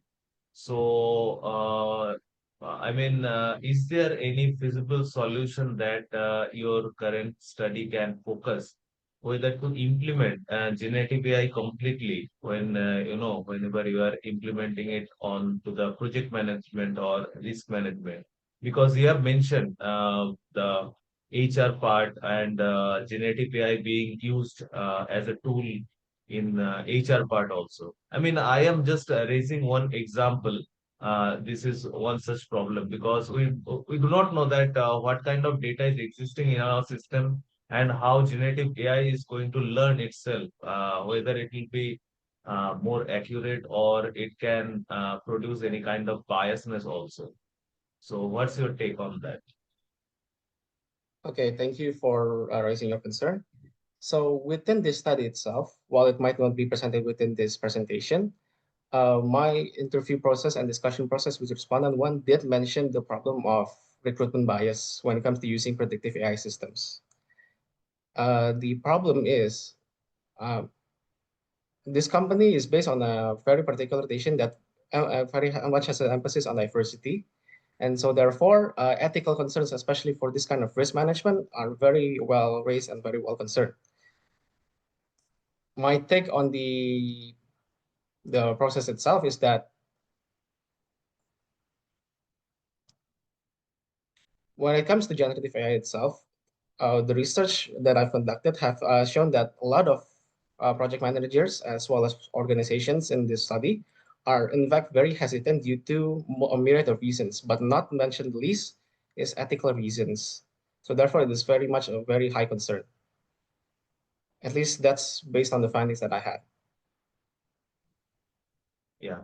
Okay. Thank you. No more questions from my side. Okay, Michael, good presentation. What were the main limitation or challenges in using generative AI for risk identification in real world projects? Thank you, sir. So based on my research itself, what I would consider, based on analysis, to be the biggest challenge when it comes to risk management is the accuracy Yeah. of the systems itself. Sorry, sir? Okay. Okay, no, it's fine. When I conducted this research, which is late last year into early this year, especially when it comes to the context of Indonesian financial services, the problem is most companies are still struggling to adapt the generative AI itself due to it being a new trend, and therefore a lot of the systems that are available are potentially more inaccurate due to the fact that they need specific adaptations to be used within the project within specific environments in Indonesian companies for each and every company. Not to mention, when it comes to risk management, it's a very stringent as well as, how do you say this, sensitive topic when it comes to the financial services industry itself, where regulations as well as trust is very much which very much underpins the basis of operations within the industry. Basically, that's it, sir. Okay, perfect. In your study, how important was human oversight when using generative AI tools for project decision making? Very much, sir. Again, it comes back to the fact that generative AI itself, when it comes to being adapted during this phase of the study, has been found to be very much not always accurate. It will always require subjective interpretation human due to the fact that systems may not be mature. But even if the systems are indeed mature, again, due to the industry's emphasis on trust as well as regulations, the project managers itself are still encouraged to take the most responsibility when it comes to interpreting the results of generative AI. So the tools itself, generative AI itself as a tool, is supposed to only be a support tool, not as a replacement for the project managers. Project managers are supposed to be humans that are irreplaceable because they provide the subjectivity required to operate AI to the maximum without risking any problems when it comes to accuracy of data, as well as which could impact and result in false risk management practices, resource and budget management practices, as well as drop in deliverables quality management. That's the answer, sir. Okay, thank you, Michael. No more questions for my side. Thank you very much Thank you, for your sir. presentations. Congratulations.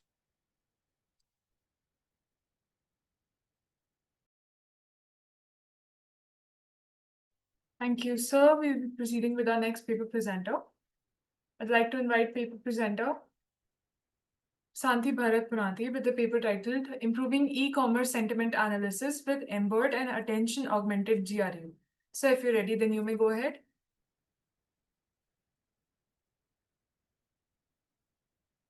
Sorry, I had trouble with unmuting myself. And thanks, Ishita. First of all, congrats to all the presenters today, and thank you for the session chair for engaging conversations. And with that, I'll actually let me share my screen.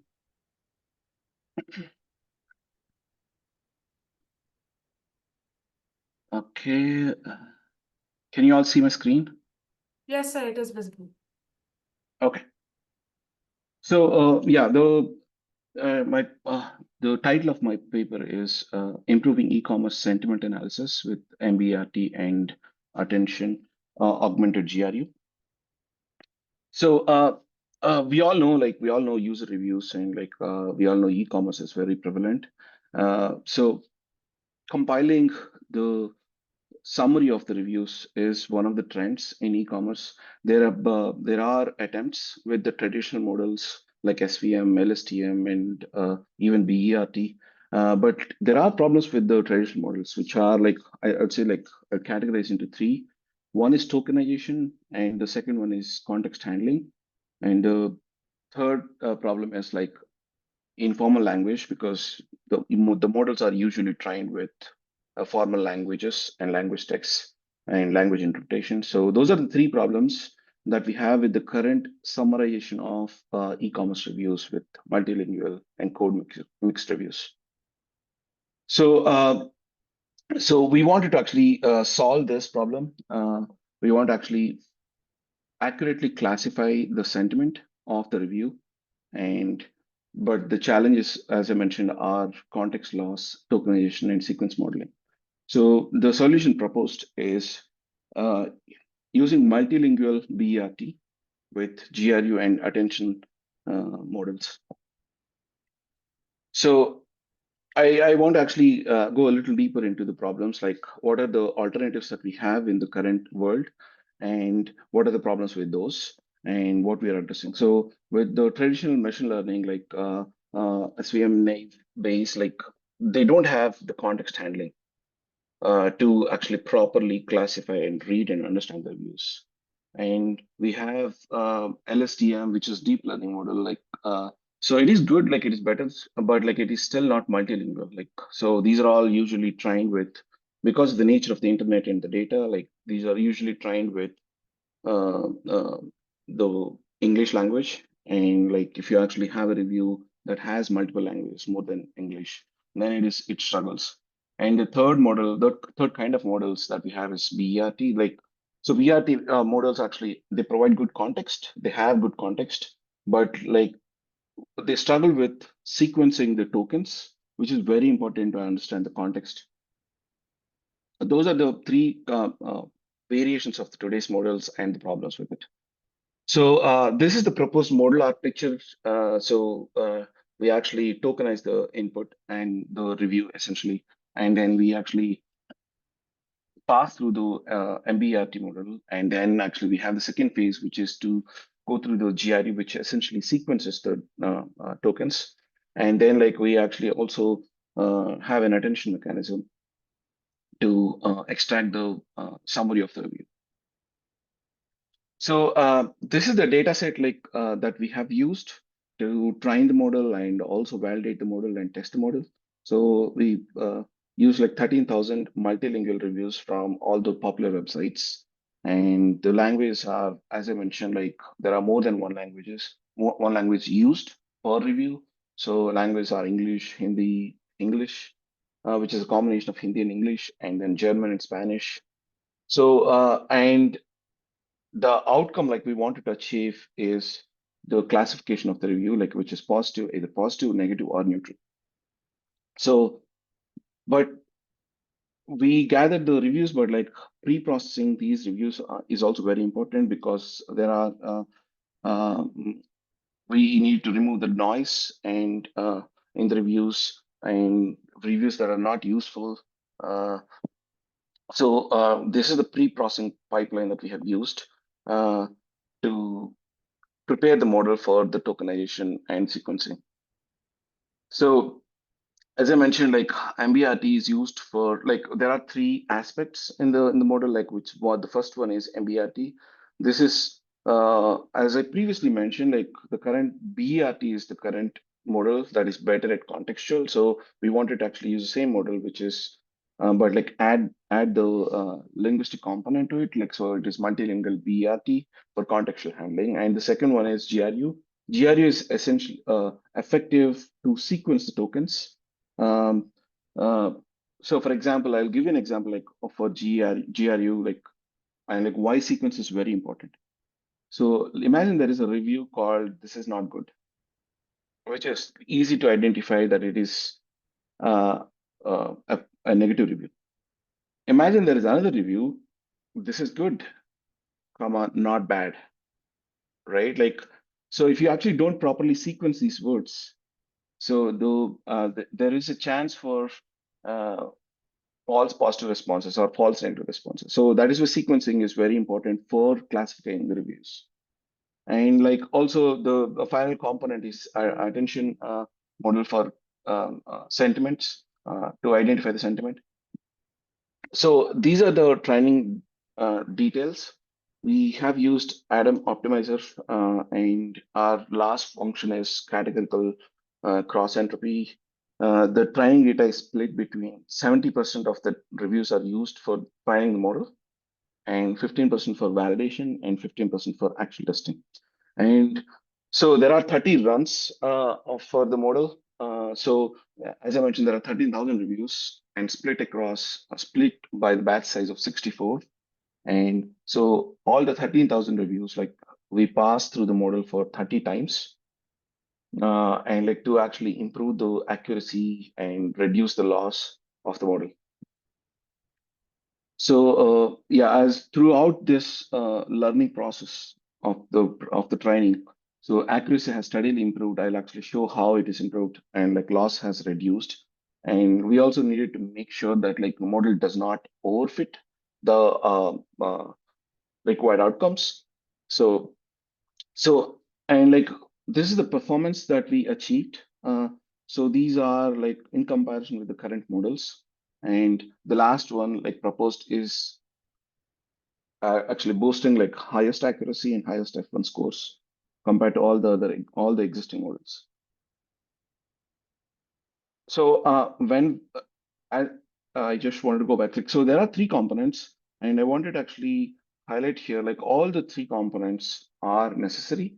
So this is like we also tested like without like one of the components and like see how it impacts the accuracy.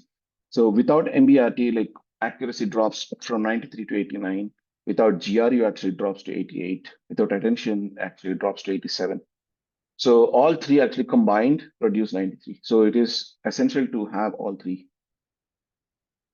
So I'll present like the modal accuracy and like area under the curve for different models. So here, like as you can see, like the dotted lane is the random model. Like so that means so any model actually that is performing less than that, like it is better to go with a randomized model. So that is the baseline for us. And like across different models, as you can see, like the proposed models area and the curve is 0.95, one being the perfect. So but like it is still the best performing model across all the models. And this is just I just want to actually highlight how the learning process went with proposed model, like how it actually during different epochs, like how it actually progressed in terms of accuracy and like loss. So this is how, as you can see, like training and validation accuracy actually have improved like with all the epochs, whereas like loss has reduced steadily. And this is the loss to. So this is very encouraging because I think in the world in today's world, I think it is difficult to actually have the attention span of the customer for an e-commerce system to go through all the reviews, right? Like you need to actually provide the summary of the reviews, and then it needs to be accurate so that like customer makes informed decision based on the reviews. So using this model actually it is scalable for multilingual e-commerce apps, like for Amazon, for example, where we have like global presence, right? Like, and people from different languages, different mother tongues actually use the platform and like leave reviews. So it is very essential for such multinational platforms and multinational and multilingual platforms. This improves customer experience and insights, and this informs the customer uh, about the product so customer can make the informed purchase decisions.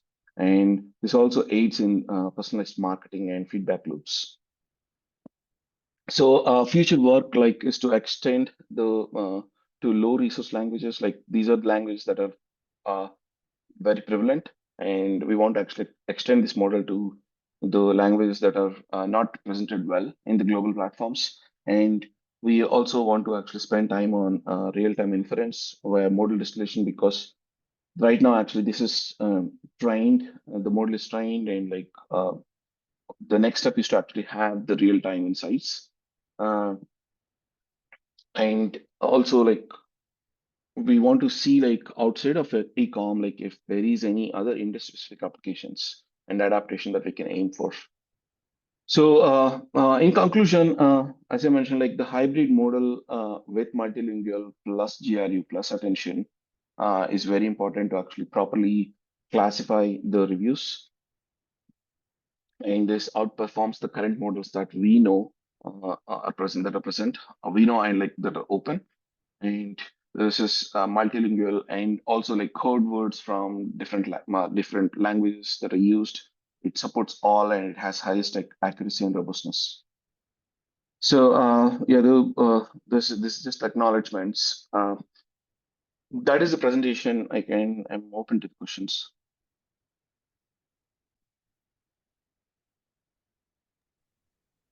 Okay, Dr. Sayan, do you have questions for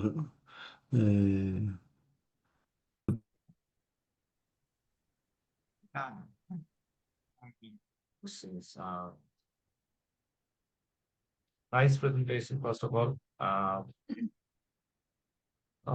My question is that presently there have been a lot of developments where we are seeing that BERT model is being used. But more and more we are seeing in 2025 that BERT is being combined into hybrid models like BERT LSTM we have seen, right? So why not use that in your work, any hybrid model? I'm talking about only about the BERT model, not with the, I mean, it's a hybrid The model, models. all right? Yeah. Yes, But yeah. So BUT is the basic foundation for the model, like all these like new versions of the BUT models, and like we want to actually use BUT like as a baseline and like inject the multilingual component into it, and then actually add steps like GRU and attention. So that is the reason like why we chose BUT model for this, like, and we will actually certainly expand that to other models. yeah. Okay. So my next question is kind of linked with this one also, that was there any reason behind combining BERT with GRU and attention mechanism? Because we have seen BERT being combined with attention mechanism in few of the works that has been published in 2025. But why this combination, or how you found this combination? That's my question. So GRU, I think GRU is the missing part in the current model, in my opinion. Because as I gave an example, that is the reason like why I gave specific example for GRU. I'll quote it again. So if you don't sequence the tokens properly in the review, like because of nuances in different languages, like so if a native Hindi speaker, for example, leaving an English review might use the language differently compared to a native English speaker. So to give an example, this is not good. And in some languages, not actually comes at the end. So in Hindi, like, sorry to use the Hindi in the, if you actually, you can say like, yeah, acha nahi hai. Nahi, like the not part, like it comes later. So to encounter, so accommodate for all the nuances across different languages, GRU is the critical component, so that it understands the language, it understands the nuances in the language, and then sequences. So that is the reason like why we combine with GRU. Yeah. Okay. Thank you. No more questions from my side. Okay, thank you. The first question I have, Bharat, is what were the biggest challenges you face when integrating MBERT with attention augmented GRU network? So I think the biggest challenge is the language selection. As I mentioned, like, so we only choose few languages, and like uh, we have English and we have Spanish and like we have Hindi, and we had to choose English to highlight the issue that we have with the sequencing and show the model, show to the world that the model can solve these nuances. We had to choose English as well, where we had to carefully select the reviews that use a combination of Hindi and English. So that was a challenge because we have this idea and if we just go ahead with English, then you don't see any improvement over the current models because current models are already better. Uh, so we'll probably not have this significant result. So to understand, to account for all these nuances and choose the reviews carefully, that was the biggest challenge that I had. Okay. How scalable is your approach when adding new low resource languages or dialects not covered in your current dataset? Yeah, that will be a bigger project. The internet and the data in the internet is all represented by these popular languages. So we had to actually choose the data properly and to go and find the resources to account for.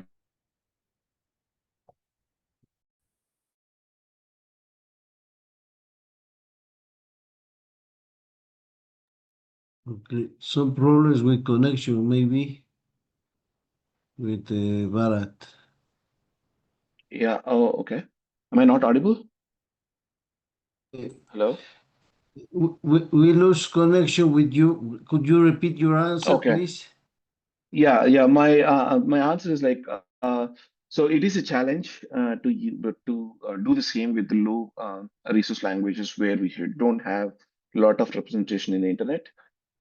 So carefully selecting all the resources, finding out so that model can understand the nuances of different languages. And that is a challenging task that we have in front of us, and we still don't know how we are going to achieve that at this point. So that is our next step in this model and developing this model.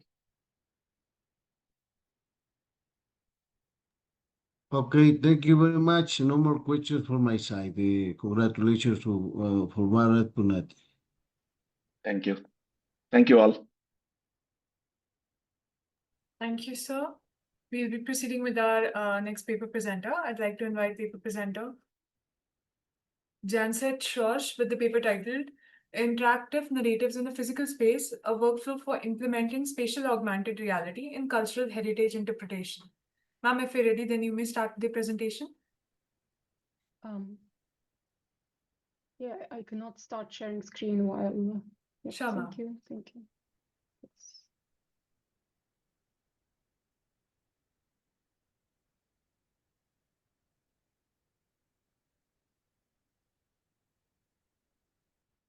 And can you see it now? Yes, ma'am, it is visible. Okay, thank you very much. So thank you for the interesting session. And my name is Janset Shawash, and today I will be presenting on behalf of myself and my colleagues Mattia Thibon and Juho Hamari. And we are part of a research team in a project called Nexar at Tampere University in Finland. And the project looks at the implementation of extended realities in creative industries. And it is funded by the European Union and through Business Finland. So I will be talking today about interactive narratives in physical space, particularly about the workflow for implementation of spatial augmented reality in cultural heritage and interpretation. So that is the lens that we are looking through at the technology. Just a moment. So the actual problem that we are looking at is that in industrial heritage interpretation of different information and context is quite challenging. And this is facing a lot of countries which are becoming deindustrialized.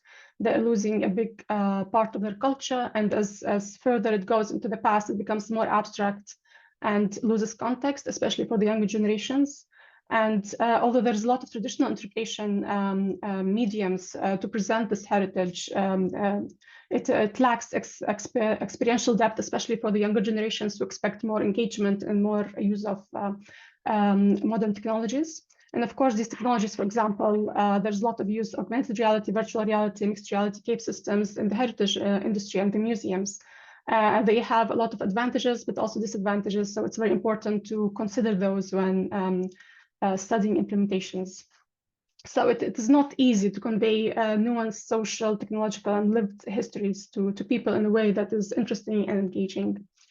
And the platform that we chose to experiment with in this research is spatial augmented reality, which is, like the definition of it is, it's a projection-based augmented reality that overlays interactive digital content directly onto physical surfaces.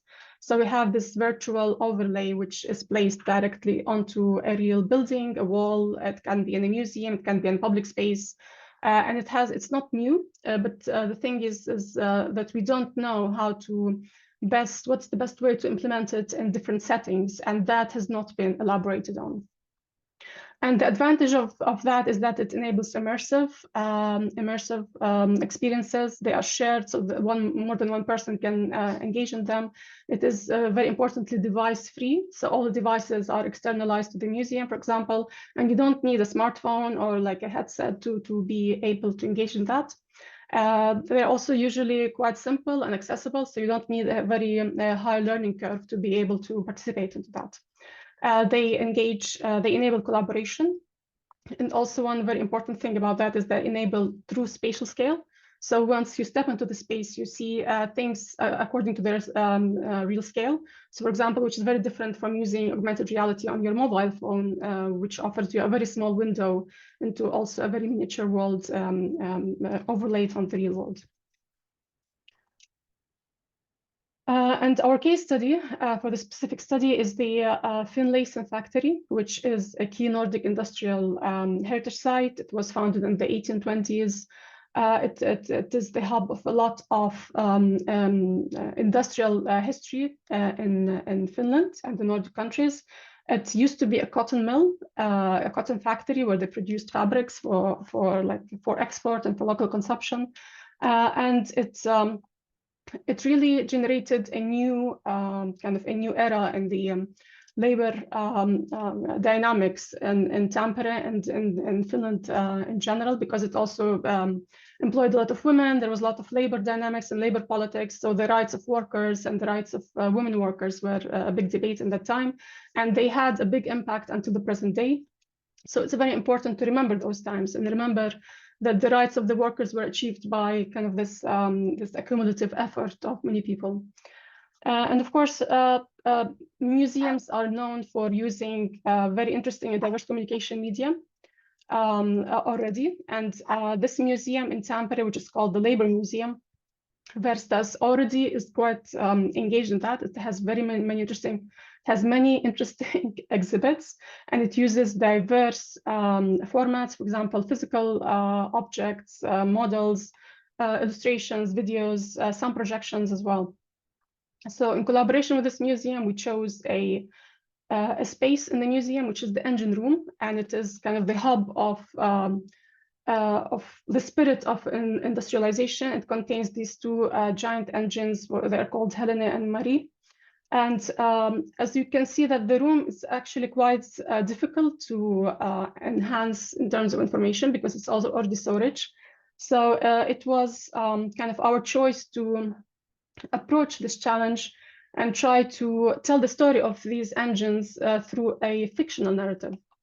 And why the reason is that because we wanted to create an accessible, short, very interesting storyline that would convey factual information to the users and would be interesting to the people who view it.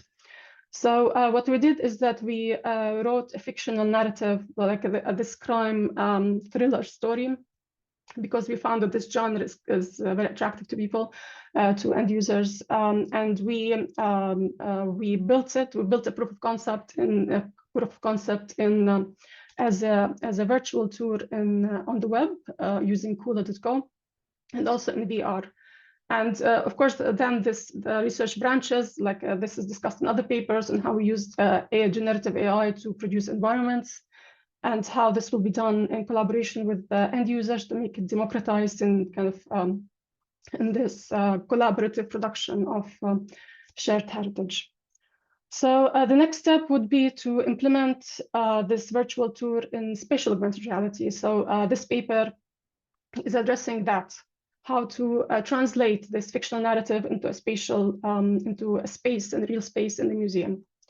We are using inquiry. So it is iterative inquiry. So we see this as a kind of cyclical process. Through design and prototyping, we emphasize experiential learning and context-specific adaptation. So it's very important to be in that place. And the methodology is research through design. We are going through 4 phases. The first one is to study the narratives, the stories, the different pieces of history, and choose and pick from that. And there's a lot of research already done on that. Then, very importantly, is conceptual translation. So how do we, for example, translate the images into environments? How do we structure the timeline of the story?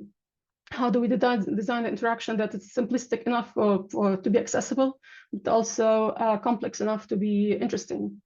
How do we adapt the narrative to these different platforms? Because now it is a cross-platform adaptation.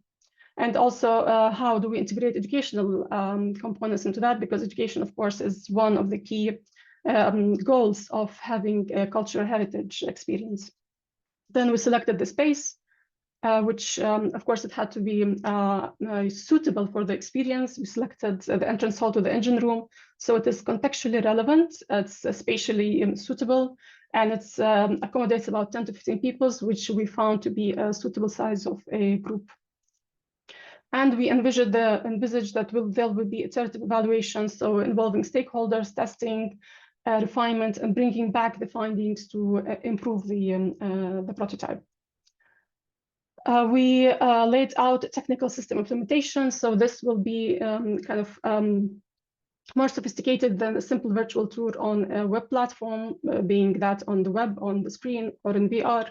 It will be now transformed into Unity 3D. Giving some more dimension and depth, and connected in the space with hardware. So we have the setup of the projectors, and the signal input would be through a Kinect sensor. But also we are using, so basically there are 2 things: Kinect sensor for body movement detection, and we also have the infrared torchlight, which has been used in a lot of other heritage projects to identify locations on the wall in front of us and engage us with those components. We also looked at content integration via Unity. And of course, there's also the question of multi-user immersive design, because now we have like 5 to 10 or to 15 people going to be using that. So there will be a lot of interaction. The shadows might be affecting the layout. The Kinect camera might have problem with detecting the movement, so that needs addressing. And of course, there are also operational considerations in the design of the experience. So for example, when does it all start? If we encounter an error, how does it recover? For example, if a person doesn't move for a while, what happens? So that those steps need to be designed into the experience. So we did a kind of full framework for what the equipment that will be needed, specifications, the purpose, and a layout, preliminary layout. And we started thinking about the design principles. So these are incorporated into the design, of course. So device-free accessibility, you don't need a tool to use that. The interaction needs to be intuitive and narrative-driven. The experience is for multi-users, not for a single person, but of course, then it has to be adapted to big groups, small groups, maybe even a single person. Then we also need to think about this social interaction, like we are building in social interaction components into the experience itself.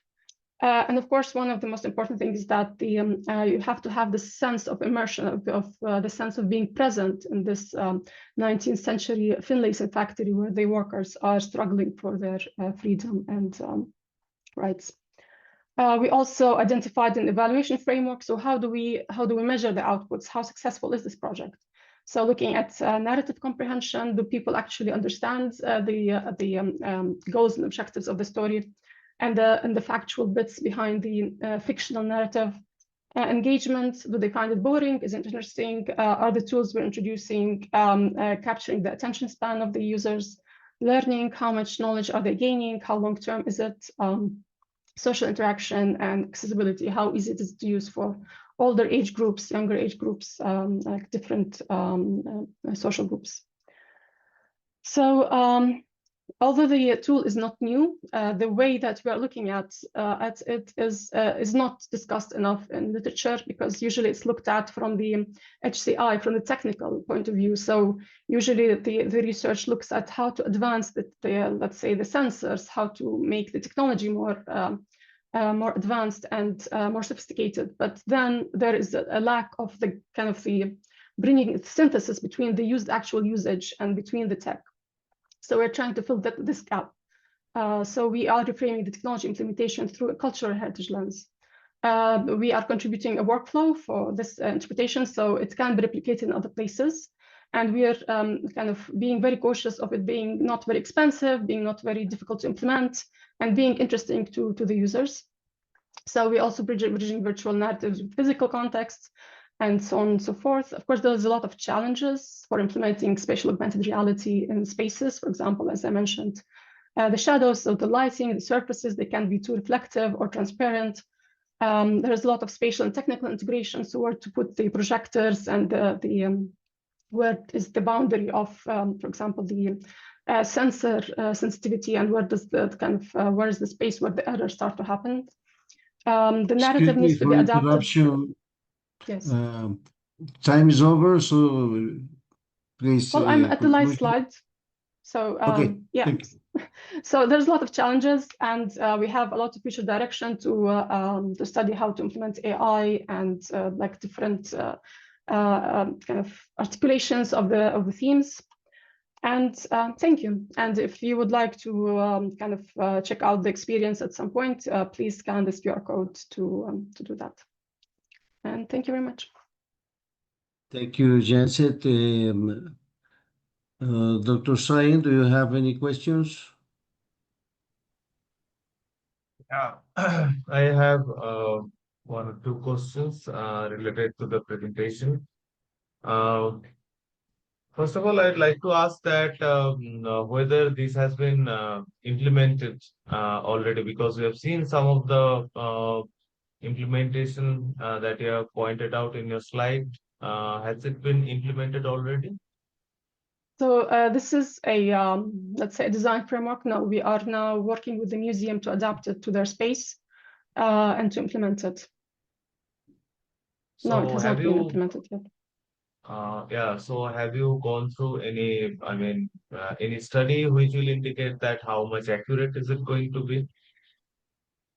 Well, we are, part of the Nexar project is that we are doing it in parts. So one of the papers that we are working on is the exactly that, like the evaluation frameworks for the technical aspects, the accuracy and error, the user evaluation as well. So that will be done after the implementation. Okay, and what about the learning outcomes or maybe the visitor engagements through whatever work you're proposing? Yes, so that is one of the components we're looking for the evaluation, user evaluation models. So we are actually producing a synthesis of the different aspects. One of them is, and we are looking at the cognitive aspects, looking at engagement aspects, and looking at learning outcomes. And we're using some of those from GLO models, general learning outcome models. So, and we will be testing these using simple tools because we are looking at so many components altogether. Is there any specific reason that you have chosen cultural heritage interpretation to be the application domain for your work? No. Well, it depends on how you look for it. If you look through the lens of the tech, then you have so many other fields. But when you look through the lens of the heritage, then it is needed very much. Yeah, that's why I asked the question, because it will be very tough for the people who are going to implement it in the real world to get that accuracy. That's why I started with that question, that how much accurate is it going to be. So cultural heritage interpretation, it is going to be a huge work to replicate in the spatial virtual reality, sorry, spatial augmented reality, right? So, anyways, nice presentation, interesting topic. Thank you. No more questions from Thank you. myself.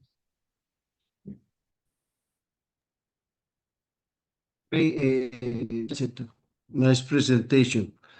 My question is, what criteria did you use to select spatial locations with filation factory for spatial augmented reality projection?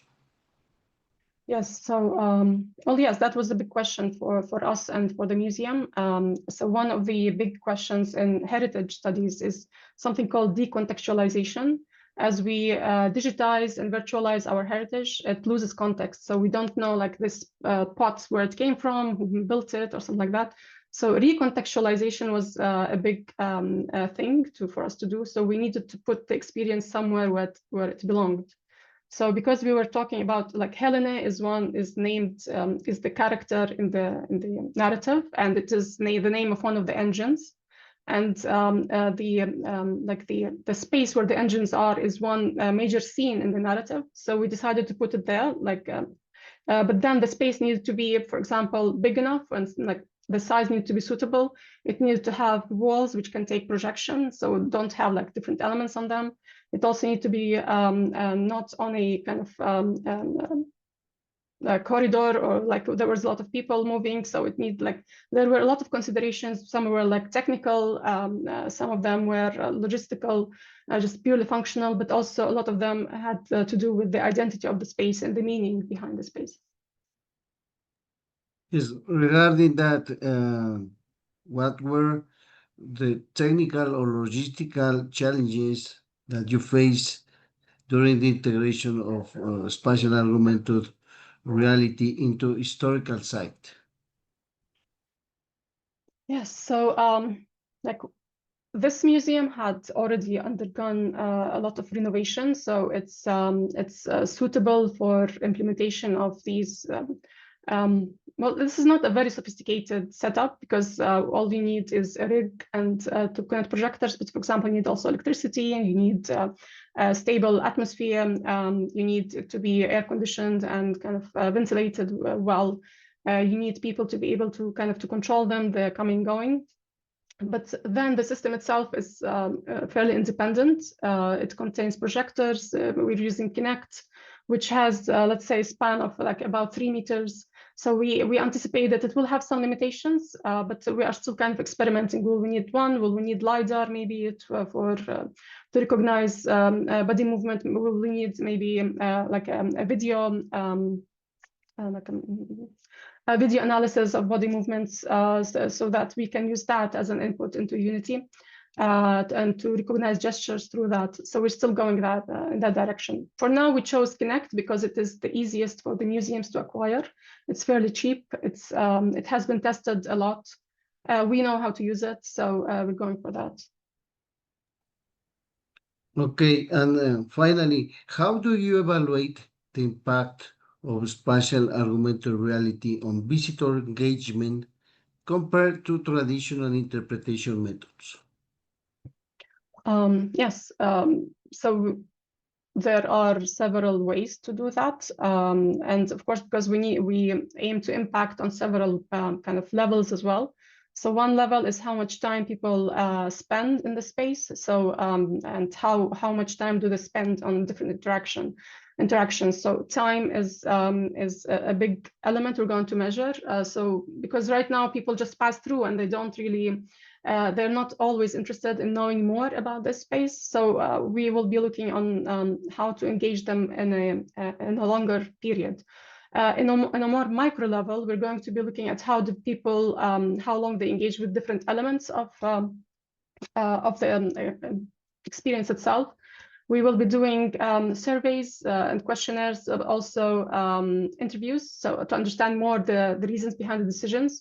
We are also going to be doing video analysis, so to kind of identify the different actions inside the experience. So people, for example, interacted more with this part of the experience. They, for example, neglected this part. Here they looked confused. Here they looked, for example, interested. Here they looked bored. So it will also be this kind of emotion detection analysis through the video analysis. Okay, thank you very much. Congratulations. Thank you very much for the questions. Thank you, ma'am. This brings us to the end of the session. I sincerely thank our authors for the excellent presentations and contribution in this session, and all our participants for being a part of this international conference. I hope this session was informative enough. We, on behalf of the whole team, thank you for your support during the 10th version and all the previous 9 versions of the conference. We will be happy to have you in the 11th version in 2026. All the presenters will be getting their digital certificates through email within 2 working days. Furthermore, all the papers have been forwarded to the sprinter. The publication will be live within 6 to 7 months. Kindly cooperate with the team of ICTIS 2025. I'd also like to thank our session chairs. Just a second. Professor Stephen Gomez for chairing the session. A token to the chair on behalf of Team ICTIS and Global Knowledge Research Foundation. Thank you for your valuable presence, sir.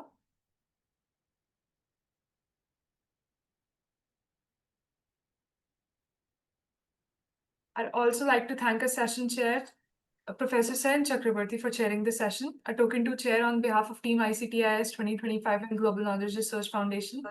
Thank you, sir.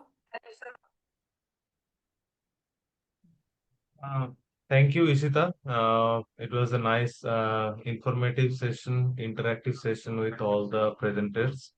I'd like to congratulate all the presenters for getting their papers accepted in the ICTIS conference.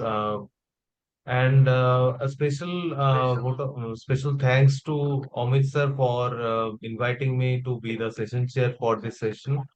And thank you to Professor Dr. Esteban Gomez also for chairing the session. Thank you, everyone. Ishita, over to you. Thank you, sir. Just before we Thank end the session, you. I'd like to request everyone to turn. Sorry, sir.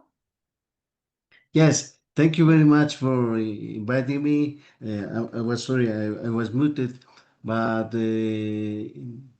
it was a pleasure to cooperate with all the presenters and cooperate with Ishita also information and communication technology systems and Dr. Science also Dr. Science.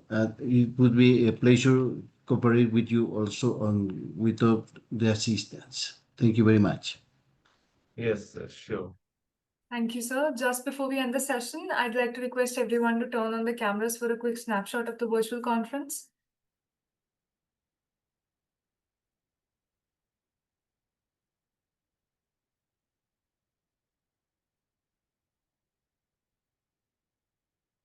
Thank you, everyone. Stay safe and take care.